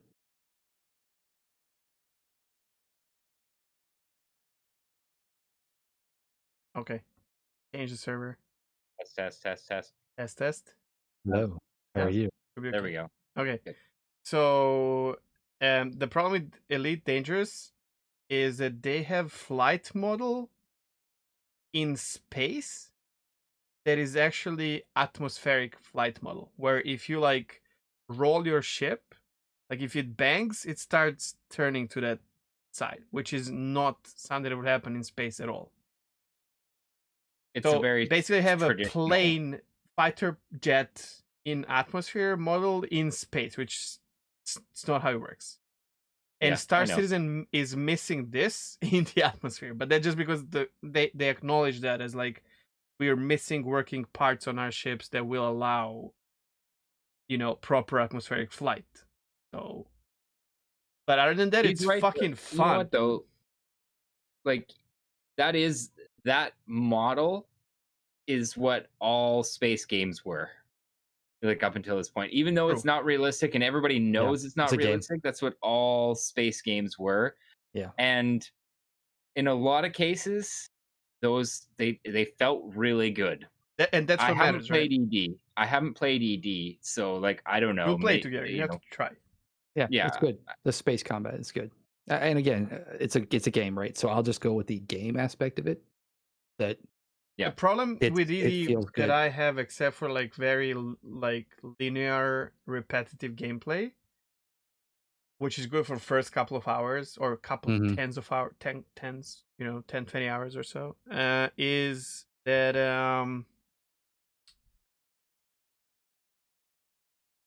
Oh, sun's coming out. You can tell I'm super washed out. wait, I just lost my train. It was something really important about them. Really Really, dangerous I and know the it. Yeah. repetitive gameplay. Yeah. Well, yeah, it slipped, but it's mind-boggling to me. I don't At know. any rate, I am gonna try it. I picked up ED last weekend. I just haven't got around to playing it yet. You 'cause get I Odyssey as have- well or not? Because No. at first it was like it's gonna be like $40 or something, but then if you pre-order, it's actually like $20. Not that bad of a price. I guess I just don't know if I like the game at all yet because I haven't Mhm. played it. Yeah, Well, it's yeah. when you were going to say like the game loops are it's very complicated. So the thing about ED is there's a million buttons. Like I thought Star Citizen was going to be bad, and that was one of the things that I was actually hesitant about playing Star Citizen was going to be like the amount of keybinds. It's got nothing on Elite Dangerous. Really? Like, True. oh yeah, there's like a one button that does this that you need to do before you do that button, and then this button does this one, and then this. Like it's a lot And of some things are very keybinds confusing, like the and jumping very confusing. itself. Even fuel scooping, like it took time for me to like, Yeah. how do I do this? There's a learning cliff, as they call it. I mean, there's definitely one in Star Citizen, but playing them both now, Star Citizen was just more about like, I don't know, it's weird, like not knowing what to do. Yeah. But then once you know how to do it, it's relatively simple. Yeah. But ED is like not knowing what to do, and then when you find out to do it, you're like, what the? Why is it this complicated? Yeah. So, But then the reward is not there for me. but then, Like yeah, exactly. I've took so much time to learn, and then I was like, okay, but now I'm bored with the gameplay. Shit. Hmm. Yeah, but combat. But I liked combat, the bounty hunting and stuff like that. The way that the sounds are, the atmosphere, the way the ships look, everything in You combat was like the cool. way the ship looks? Like the ships In look? combat, well, just in combat, the ships aren't Okay. bad. Okay, they're not starting. Oh No, wow, nothing really? Star Citizen. No, but I'm not trying to shame ED, they're but not bad. but they are all the same. They look like floppy disks to me. Like there's few disks that few ships that are a little bit different. Like I don't know, Cobra or like in general, the ship look there is very samey. I mean, I could get that. I didn't mean maybe that. What am I trying to say here? Like perspectives, maybe. I don't Okay. know. Like I'm sorry. I have to interject here because, and I'm not usually the one to try to cut things short, but we are running on, guys. Okay. And I cannot stay here indefinitely. Okay, go with the questions. Go with the questions. yeah, I'm Okay. good. My wife's on the way home with Burger King anyway, so Oh. See, I'm just smelling people cooking downstairs, and I'm like, My stomach is grumbling. Yes, so is mine. That's why I'm Mhm. getting a little impatient here. Anyways, Weaklings. question. One that wasn't an official question, but a little bit of madness. Good to see you in here, buddy. I haven't seen you do anything in a while. I'm definitely missing your Asylum podcast. But how long has everybody been playing SC? I've been playing for long enough to remember the Asylum podcast. Peg's been playing a year and a half, and Quix here is a newbie, playing a couple Well, months. he's been playing Yeah, for a couple of months, but following for Backed. much longer. Yeah, Yeah, Yeah. I backed it in early 2014, but then never really played it until last couple months. he knew he wants it. Doors UK asked, okay, this is a bit of a paragraph. I really enjoy ED, but really want Star Citizen to succeed. I actually purchased an Avenger Titan, but experienced many of the same issues as Quix at the beginning of the game and actually gave up. You guys have actually made me want to give it another go. I guess my question is, are there enough gameplay loops to occupy me? I kind of see mixed responses across Twitch and Reddit. That's a good Well, question, We're actually. gonna Yeah. get mixed response from us as well, I guess. Well, we Yeah. talked about that though. I think we Yeah. covered it pretty well. He probably got his answer, but Probably. we can Yeah, add to it. that I did would come in say way early. the healthy way of playing Star Citizen is just go Don't in, play it full time. Yeah. play for a few weeks the first time you play until you are on top of it. Just like go through the learning curve, just like Elite Dangerous and every other space game, Eve, whatever. And then once you've experienced your game loops, which are not complete, even mining is not complete. Yeah. Then just when you feel like you've had enough, just put it on aside. And then come back. What is I keep saying this, and I wonder if you're gonna agree now, Quix, because now you know what like even then you kind of agreed, but like it's more fun to talk about Star Citizen and follow the project than just playing the game. But you need to start playing the game and get hooked enough to really care about the progress of the game. Yeah. Yeah, I think could that's I actually, could agree. yeah. Yep, I could agree. And then you can't.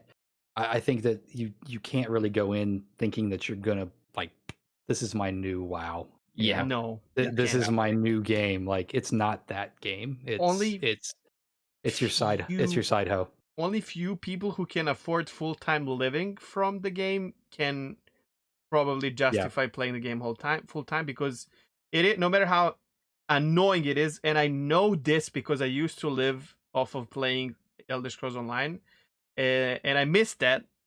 On its own, it's a nice feeling to like play the game and live off of it. So if you get to that point in Star Citizen, like I'm not gonna go with names, but some really cool content creators on Twitch and YouTube, that's a healthy sacrifice, I would say. All right. Because it's got to be at some point. I've seen it from certain streamers with No Man's Sky and stuff. It was what got them to where they are, but they don't enjoy it's like they love the game, but they want something different. They want to be able to do something different. So That game is, that mental game of streaming the same game all the time is so difficult. Yeah. I don't understand that. Nope, that's why I don't do it. I understand that. With my minimal streaming experience, it makes me respect the people who do this full time. They are the real masochists. Yeah. We are. I'm not doing it anymore, but I'm trying to find my MMO again. But yeah. Yeah, I think that's it for questions. Okay. Cool. We had questions. I love when we have questions. Yay! Yeah, me too. Thanks for the question, Boris.